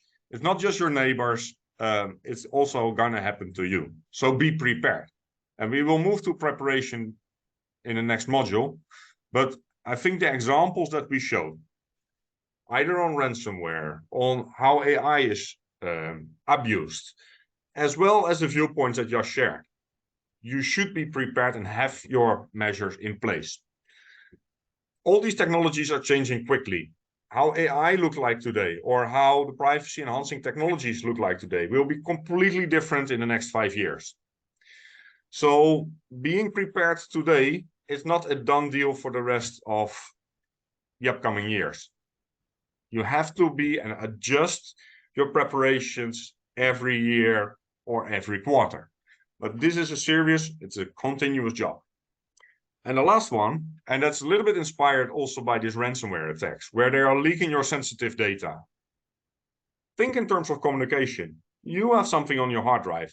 What would happen if this is available on the open internet? And if everything that you do, consider what would happen and what was your explanation whether it disappears on the open internet or in a news article. Can you explain why you're doing this? Can you act responsible and come up with an explanation that doesn't harm yourself, doesn't harm your organization, or probably the sector? If you say on something very stupid, but this is how everybody does it, that's harming the sector. Be precise on what you're doing, be careful, and act responsible. Well, these are some takeaways I got from the module on ransomware and other and advancements in cyber attacks. And I would like to prepare ourselves now for the next module, where we're going to look for what else we can do to master cyber resilience. Because that part we didn't cover that much. We talked a lot on cybersecurity and privacy. Thank you very much, Mark and Yash, for actually outlining the threat landscape for all of us. And of course, taking us through some attacks and the level of preparedness that organizations should have to mitigate ransomware and other attacks. With that, ladies and gentlemen, we arrive at the final module to this masterclass, where we are going to discuss resilience and business continuity. This is where we will have insights on organizational preparedness towards ensuring critical business continuity. And once again, I'd like to hand this over to Mark.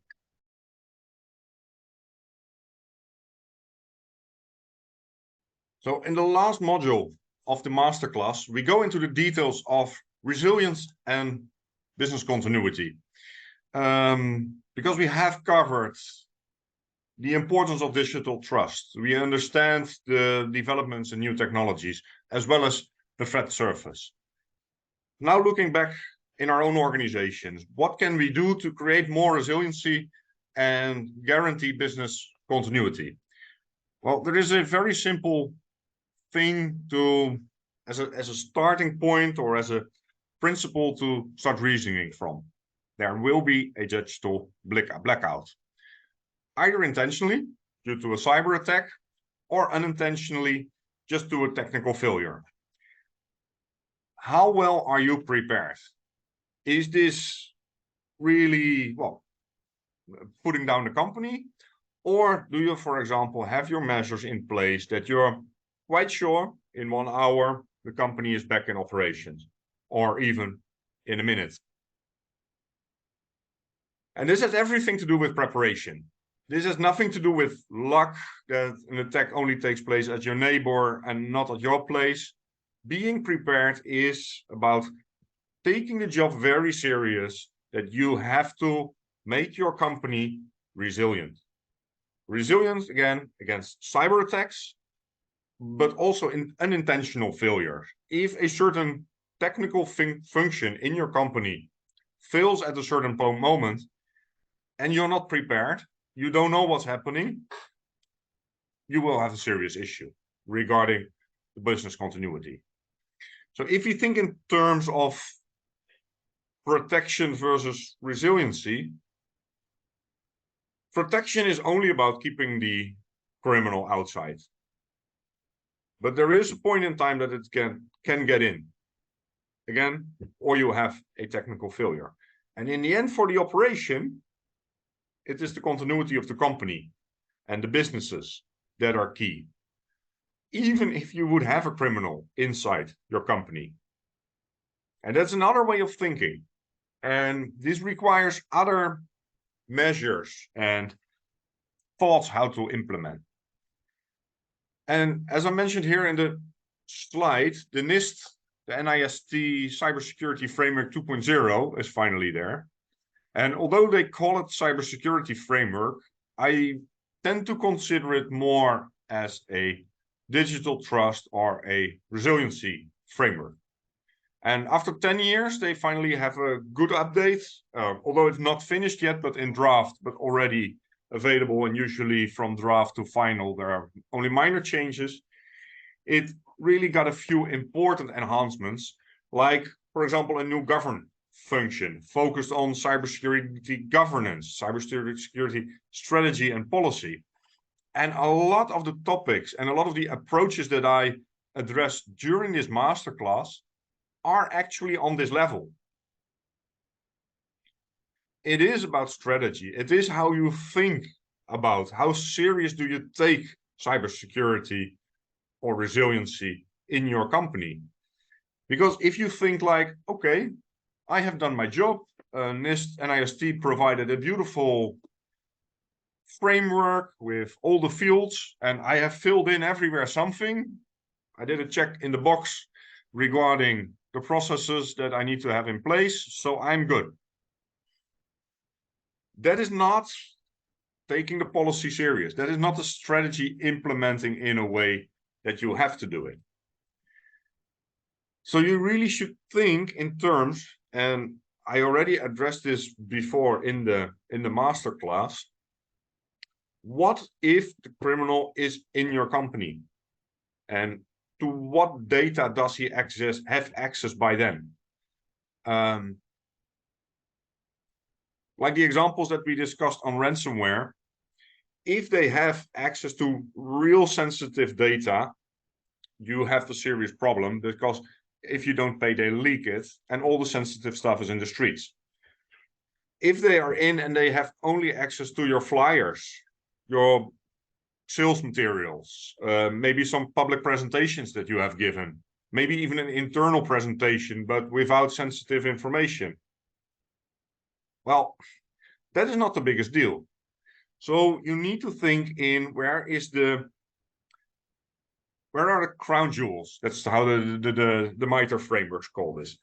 What is really important to protect and what really causes harm if this piece of data ends up in the streets? So thinking from those scenarios, who has access? How can they get access?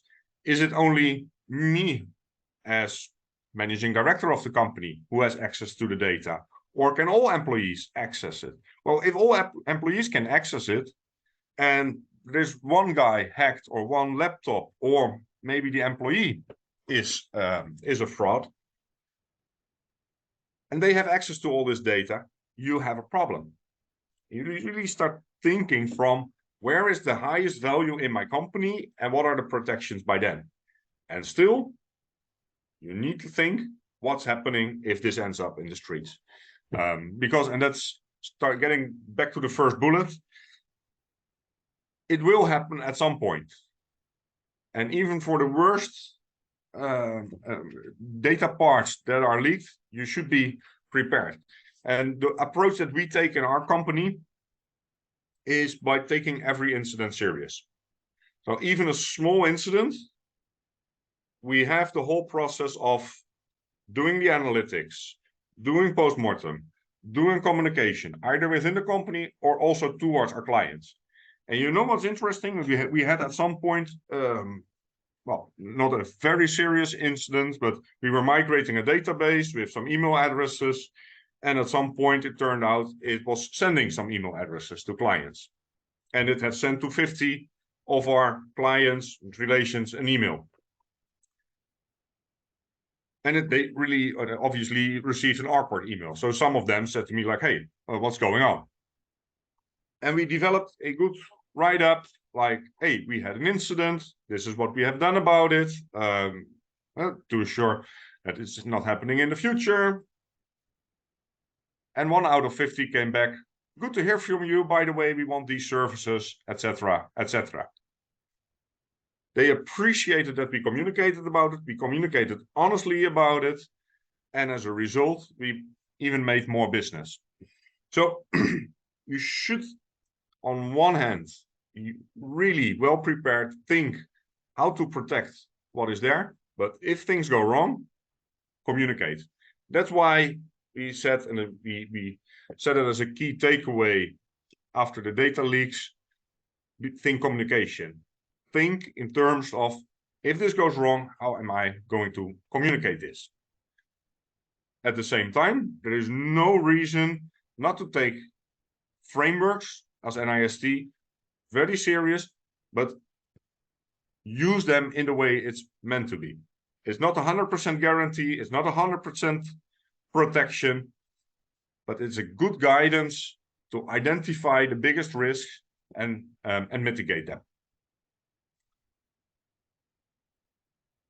This is more from the processes point of view, how NIST is going to help you. But we have one more part which is not covered yet. And these are the colleagues. This is the relations. These are colleagues in the supply chain that you work with. We really should be focusing on them. Because so far, and it's a bit of an open door, humans are the weakest link. In most of the attacks, it starts with a phishing mail where the laptop of an employee got compromised. And I assume, at least we in our company, we got quite a few phishing emails or other unexpected emails. We try to make our colleagues aware not to click on the phishing mail. And I think most companies do that. But at the same time, and I have not noticed many companies doing this, we often also got, for example, very well developed Microsoft. And we are using the Microsoft stack for Word, PowerPoint, etc. So we sometimes got phishing mails that really looked like Microsoft emails or from one of our other cloud providers. And to some extent, I can't even blame my colleagues if they click on it. So what do? If we receive such an email, we send it to a central box and have a look at it together, like, hey, is this real? Is it fake? Because the better quality phishing mails you got, the better we are able to assess, like, hey, but this is an awkward email, it's likely phishing, don't click on it. But taking it serious and collect the phishing emails that you got and in a central box, such that you know what is being sent to the colleagues instead of just telling them, don't click on the link. Actually, a similar thing happened to another colleague. He unexpectedly received a request on the Microsoft Authenticator to obtain the code and to share and to provide access to a few services. But this happened at a moment that he wasn't asked for it, because so obviously he should ignore. But what was really good, he also addressed it. And in our security operation, we went into the details and saw indeed an attempt to log in with his credentials. Well, that makes it also possible to act, change password, clean up certain accounts, review whether those credentials are made available in some criminal databases, etc. But if your colleagues are not aware and just we are happy and don't care that they didn't click on OK or didn't accept the authentication, so we're good, then you don't know, because probably some other colleagues clicked on OK. So part of the awareness is not only don't click on the wrong link, but also report, such that we as a company in the security operation can monitor what's going on. And I think also Yash mentioned this very carefully. Monitoring is really one of the basics that you need to have in place to secure your operation. Well, so again, it's not only about awareness among colleagues, awareness among relations, but it's also possibilities to monitor. Secondly, and to some extent, I mentioned this already, but be prepared in communication about an incident. I know there are quite a number of companies that are we won't say anything because this doesn't happen to us. Well, I think there is a good tendency in the market that if you're open to it, nobody will really blame you, because for every company, everybody knows it's not if, but when. And if you have done your job properly, so like, hey, this has happened. This was the vulnerability that was used. This what was touched. And this is how we mitigate it. And part of the mitigation is communication. But still, in many companies and in many businesses, it feels as an overhead. It feels as something, why are we doing this? But it's super important to develop trust in the ecosystem. Because if you communicate transparent, open, honest, like this happened, and this is how we solved it, people will appreciate. So again, be prepared in your communication, because if you're not prepared, and this is the first email you have to send, and that is one that we had a ransomware attack, you're not experienced. You don't know how clients will respond, how the network will respond. So be prepared. I can't keep repeating it. Preparation is in the whole job. So if we talk about cyber resiliency, it also goes beyond security, beyond protection. It's about business continuity. And this is all about people's, again, human factors. It's about the processes, the NIST frameworks. You can also use some other frameworks, MITRE frameworks to assess how to protect yourself, as well as technology. Again, here, sometimes people think this is only about technology. I'm super happy if we are able to develop this Trust Tech roadmap, because we need more technology. At the same time, it's also the processes and it's also the people.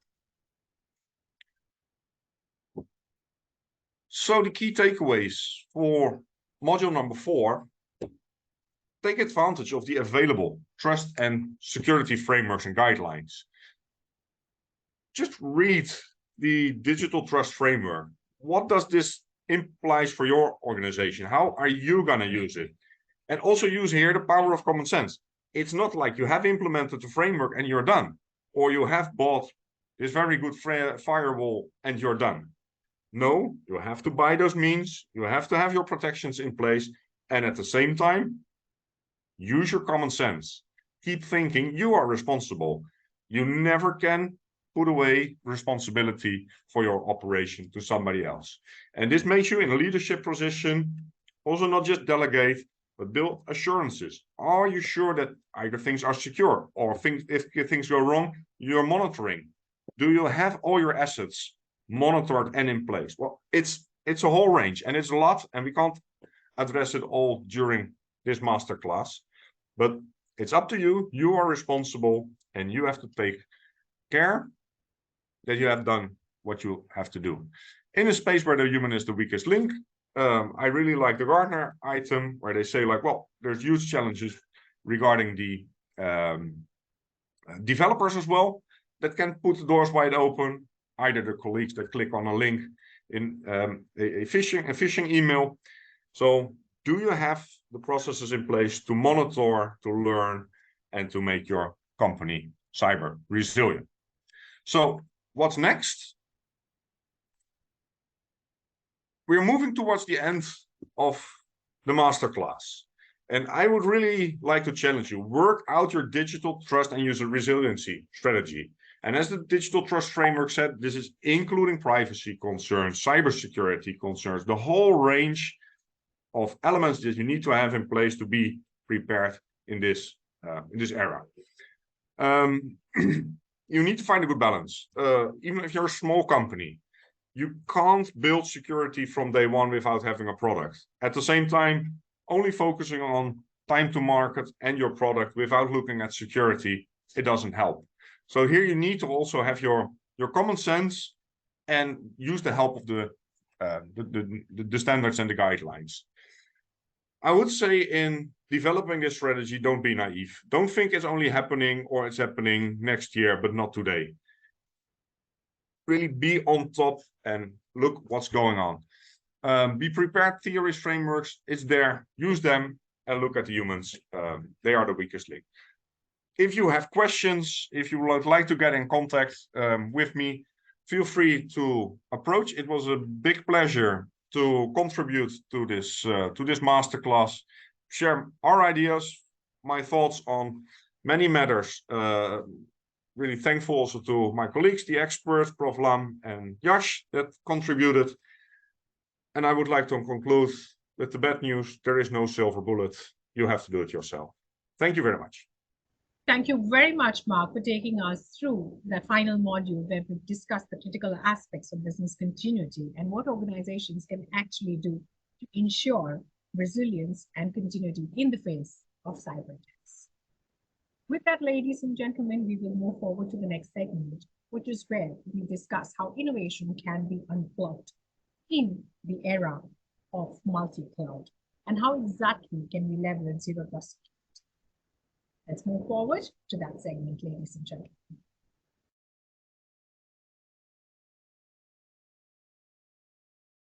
All right, ladies and gentlemen, we've heard experts share their views on how they see the implementation of zero trust in the multi-cloud era.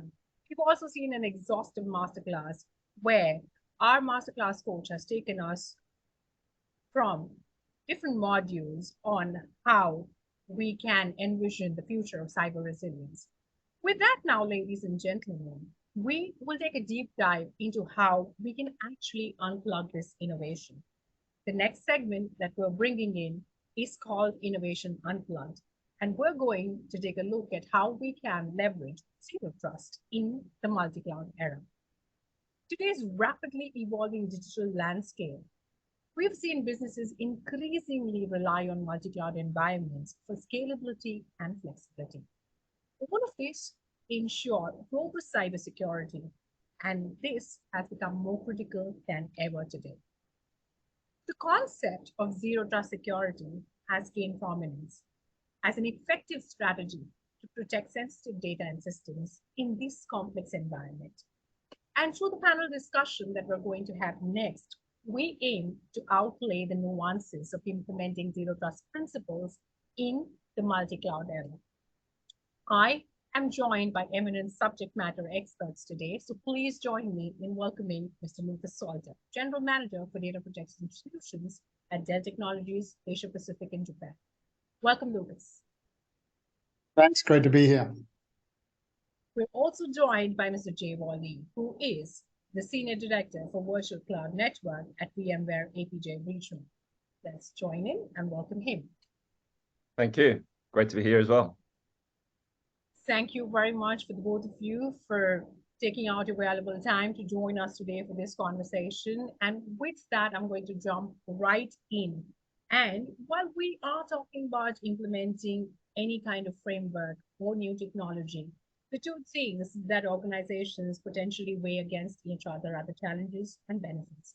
So, Jay, my first question to you on this conversation is, according to you, are some of the key challenges that organizations might encounter while implementing zero trust, especially across multi-cloud platforms? Right. Well, let's just say that, we can all, I think, agree that achieving zero trust is not trivial, let alone across multiple environments where you don't have complete control. So in a multi-cloud environment, you have the added layer of extra complexity of networking and operations, which often leads to more silos and manual processes. Also, you have limited visibility in clouds, which makes detecting threats more difficult. And also correlating those threats across multiple clouds becomes almost impossible.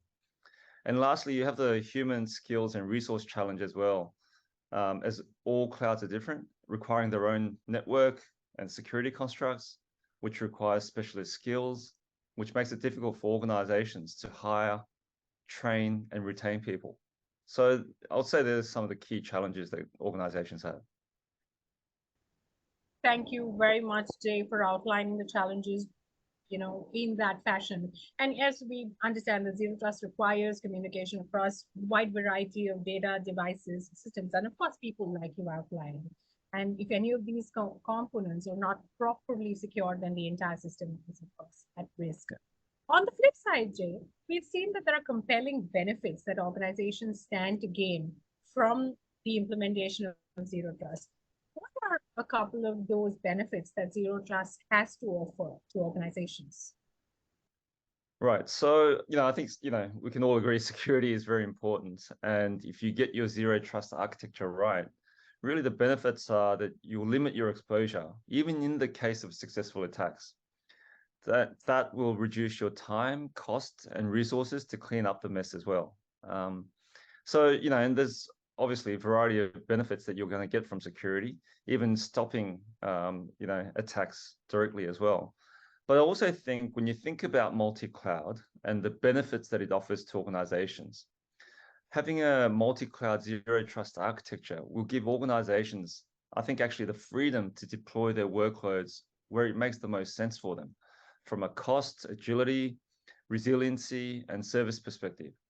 So I you don't want the lack of a multi-cloud security architecture to be the reason why you are not taking advantage of multi-cloud services. So I think the other flip side is to get the benefits of multi-cloud, you need to have a security architecture in place to take advantage of that. I couldn't agree more on that. Definitely a security architecture is something that organizations need to look into. And speaking about that, we see that requires a lot of collaboration within the organization and, of course, at the engineering level. Lucas, what we would like to understand from you is that we've seen a collaboration between Dell Technologies and VMware, especially at the engineering level. How do your respective technologies actually contribute to a holistic zero trust strategy? And how exactly does this collaboration help organizations enhance their security posture? Yeah, Kanchi. The term zero trust is getting thrown around quite a bit in the industry, sometimes irresponsibly. No single product can deliver full end-to-end zero trust. Zero trust is a concept as well as an architecture with three core principles. All entities are untrusted by default. Least privilege access must be enforced to limit the blast radius, and continuous monitoring of an environment for telltale signs of a breach is critical to get the most accurate response fast.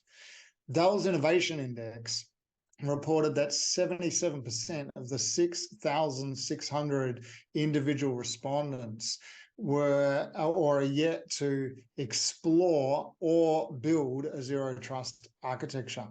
And that's really where we see our role, putting together the ecosystem of providers and completing the technology integration required to remove the burden of that integration from our customers so that they can accelerate their journey towards zero trust security model.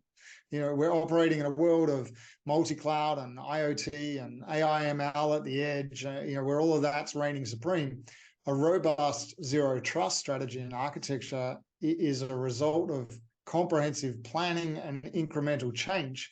It's not just a piece of technology or something that's easily integrated overnight. It's quite complex, as Jay alluded to.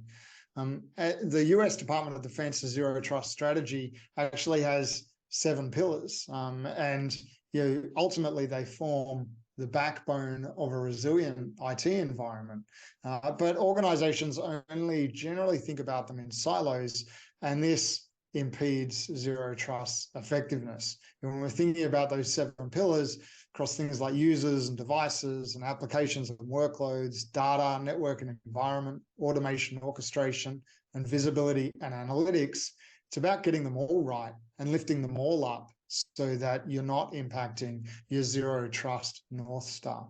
So back to your question, if we as industry leading technology vendors, Dell Technologies and VMware and our partners can collaborate to remove the burden of integration to deliver a validated zero trust environment against the US Department of Defense's zero trust blueprint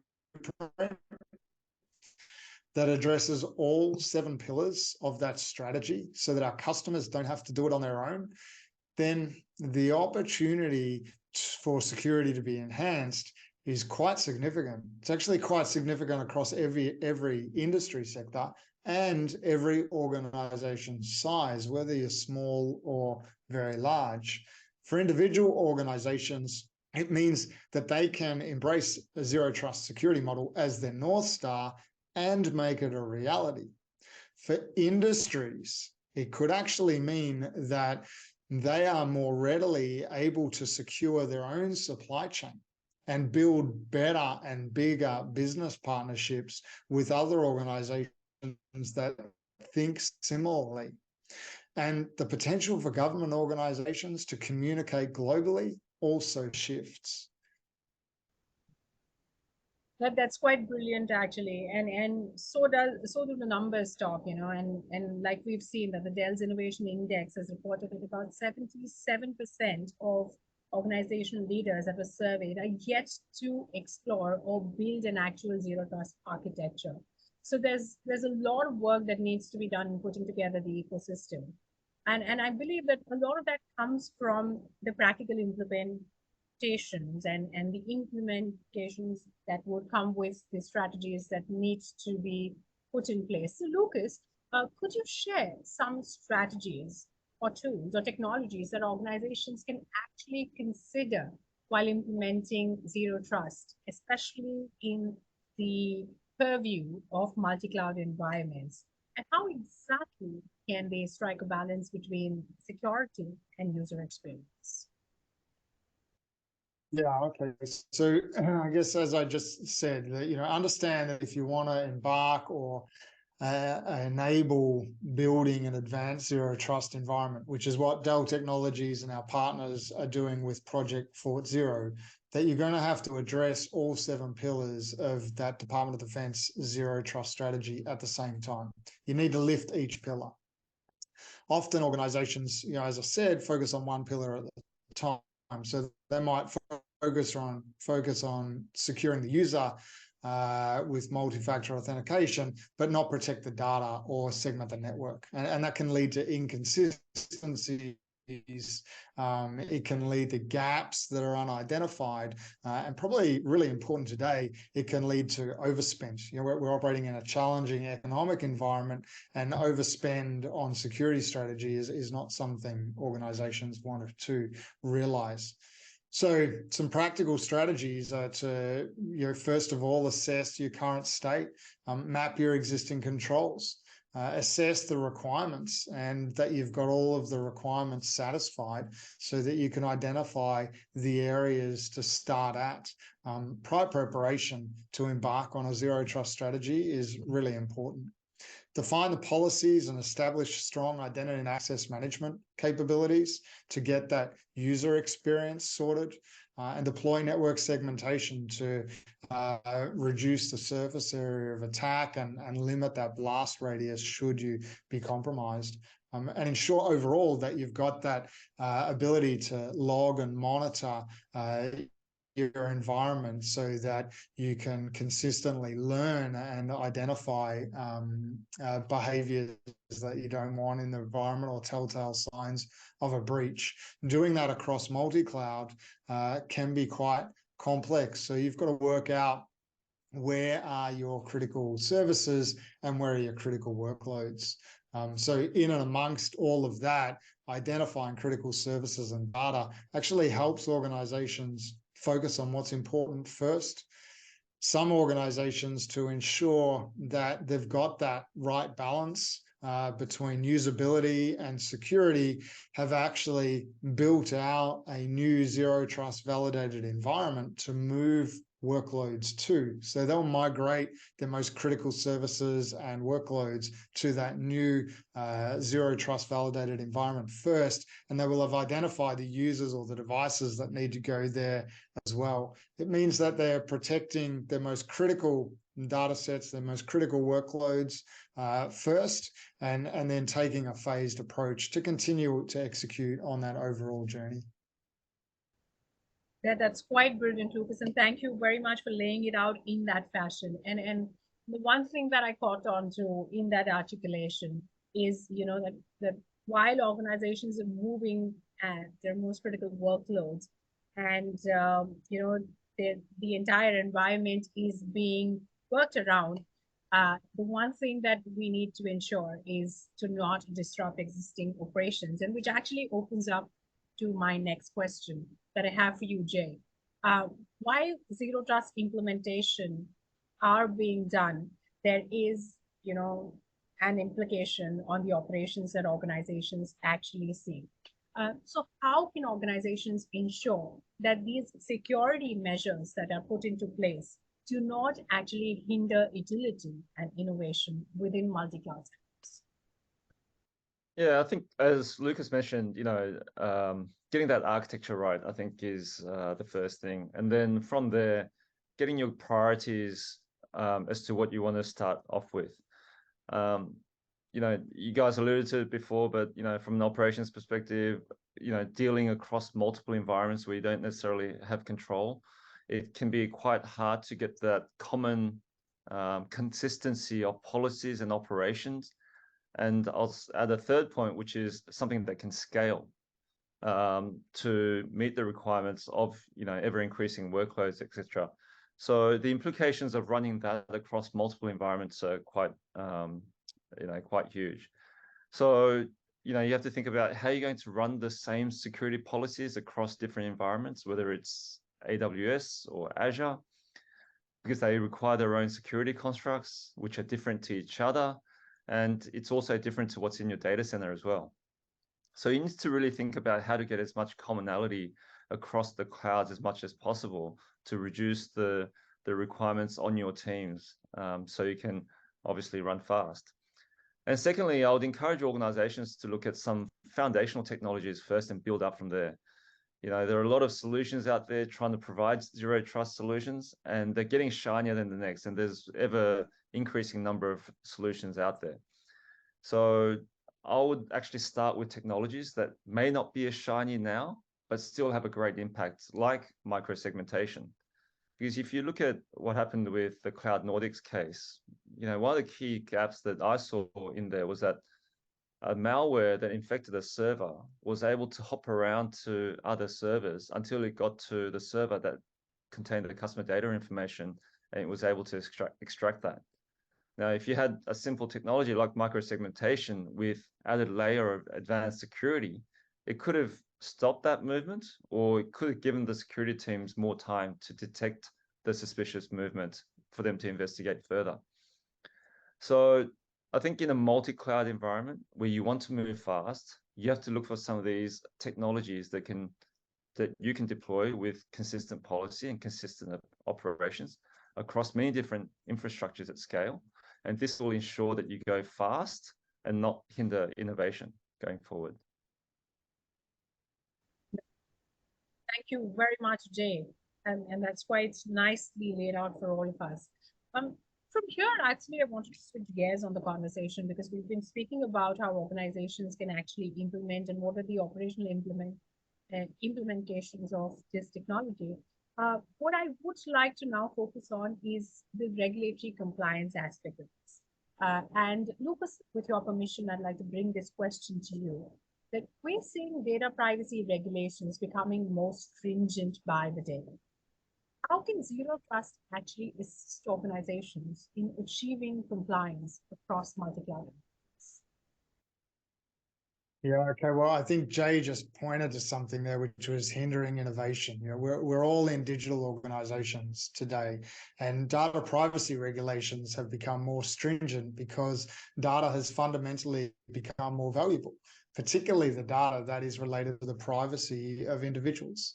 Ultimately, building a resilient organization is about ensuring that that organization can deliver the services, the products that are expected of them by the people that they serve, whether they be customers or citizens, you know, and then that could be delivering a great quality product or delivering highly available services, but it's also now delivering and ensuring the privacy of data for the people that you serve. And so building trust in organizations or to enable that trust in organizations have to raise the bar on data governance and data protection. They must ensure least access privileges and leverage better authentication to make sure that they know who's getting access to what. Now, these are all fundamental to a zero trust strategy. And, you know, as Jay talked about, these actually accelerate innovation because they enable organizations to move fast when they have the right security controls in place. So having zero trust as a North Star and getting started on that journey actually elevates how an organization manages, protects, and governs their data. And that's in turn positively kind of impacts their ability to achieve compliance as it relates to the evolving regulatory landscape. And that regulatory landscape in this region is evolving at a pretty rapid pace, which with some pretty large public data breaches that have happened over the last couple of years. But you know, if I never trust and I always verify who and what is accessing my data, while ensuring that least privilege access is enforced, and then constantly monitoring for signs of a breach right across my environment, then ultimately I'm improving resilience and protection of the data that I'm trusted with. And that's how, you know, I think Zero Trust is going to continue to help organizations be compliant over time. Excellent insights, Lucas, actually. And I couldn't agree more that yes, trust becomes the central figure while we are trying to comply with any of the regulatory aspects that are put into place. From there on, one thing that all organization leaders actually would like to focus on is how do they measure the success of any security strategy. So what I would like to know, Lucas, is that what are some of the key performance indicators or metrics that organizations can actually put in place to measure the effectiveness of their Zero Trust implementation? Yeah, well, let me talk about what Dell's doing so that maybe people can learn from that experience. We think that third-party assessments is how you measure progress and effectiveness of a zero trust implementation. Project Fort Zero is Dell Technologies building an advanced zero trust environment that is being assessed by the US Department of Defense. We ensure that we get it validated by that third party to ensure that it's complete and proven. For Dell, what it means to have that validated system is that there is a defined architecture from the Department of Defense that we're using to build out that Project Fort Zero environment with our partner ecosystem, because it's not just Dell. We ensure that we have the testing framework and the documentation framework so that we can have a red team do an assessment to look at the 152 activities for advanced zero trust, plus the NIST controls that we have to meet. Once the assessment is complete, we'll remediate with our partner ecosystem the things that we need to remediate. And then we assess again to get that stamp from the independent third party that says we've met the requirement. Yeah. And I think as you're measuring success through your zero trust journey and measuring progress, that it's really important to get that validation. It provides comfort across the organization, including at the executive level, and it also provides standards. And personally, I think that these standards will become really useful as organizations look to evaluate their own supply chain and their business partnerships. Some, in fact, maybe most organizations will start to value doing business with other organizations who have validated zero trust environment and can meet certain controls, because it'll make doing business with them and sharing data a lot more secure and easier to ensure that they can provide that trust through zero trust. With that assumption. Well, Lucas, Jay, I have a view on the clock and we're almost out of time. So I'm going to spend about 30 seconds with each one of you on wrapping up this discussion with a few closing thoughts that you may have. So just very quickly, Jay and then Lucas, what is your prescriptive guidance for organizations looking to embrace zero trust security, especially in the multi-cloud era? Right. I mean, I would say taking action is the key here. I mean, Lucas also mentioned that it is a journey. And as someone famous once said, every journey starts with the first step. So, but in taking that first step, I think the one practical suggestion that I could make is that you really need to take stock of what you already have in place today and see what you can build on top of that. As an example, there's a lot of customers out there with vSphere. Now, into vSphere, we can build security right into the hypervisor, which, it's like building security right into the infrastructure. So with that, you can do things like microsegmentation very easily.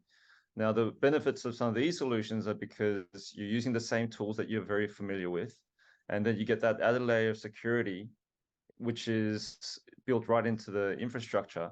There's no need to do complex re-engineering of networking or traffic flows, etc., to get the benefits of that. So I think having that North Star, as Lucas mentioned, having that insight, taking that first step, but also doing that with a view of the what you already have in place and building on that. And then from there, you can build on top of that. As I mentioned before, there's a lot of new solutions out there. But if you get the foundations right, I think those additional steps will be a lot easier. Take on this. Yeah, I completely agree with Jay. Get started. Take the first step. You don't need to be a large enterprise or critical infrastructure organization for zero trust strategy to be valuable to your future. It's definitely a journey, but there's no need to be intimidated. I think partnerships are really important, and leveraging existing technology spend or existing technology capability in your organization to get an assessment of where you're at today is really important, so that you can start turning on controls that you probably already have access to, and get your partners to work together. If you've got Dell Technologies and VMware in your environment, then make sure that we're working together to help you remove that burden of integration. Personally, I'm really pleased that we at Dell Technologies recognize that partnerships are so valuable early and are making the investments in Project 4.0 that we're making with our partner ecosystem. And you're happy to have a further discussion if anyone would like. Fantastic. That's quite brilliant. And my key takeaways from this conversation that we've just had, ladies and gentlemen, is that we need to focus on starting small, keep our focus on critical aspects and gradually expand zero trust.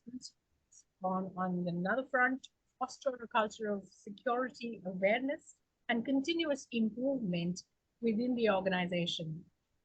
Regularly update and adapt zero trust policies in response to changing business needs and, of course, the evolving threat landscapes.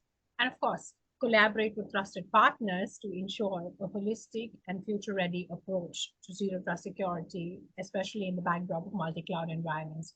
Thank you very much, Lucas. Thank you, Jay, for having this brilliant conversation with me. All right, ladies and gentlemen, we have been privy to some exciting conversations on this masterclass, and we hope that today's discussions have been informative and inspiring for all of you as they have been to me. These conversations help us power the future of digital trust in our respective domains. I would like to thank each and every one of you for joining us today, and let's all continue the journey towards a more secure digital future. Thank you very much, ladies and gentlemen, on behalf of Dell Technologies, Intel, VMware, and Strategy. On conclusion today, ladies and gentlemen, we will see a feedback form that will appear on all of your screens and would request your assistance in filling this out.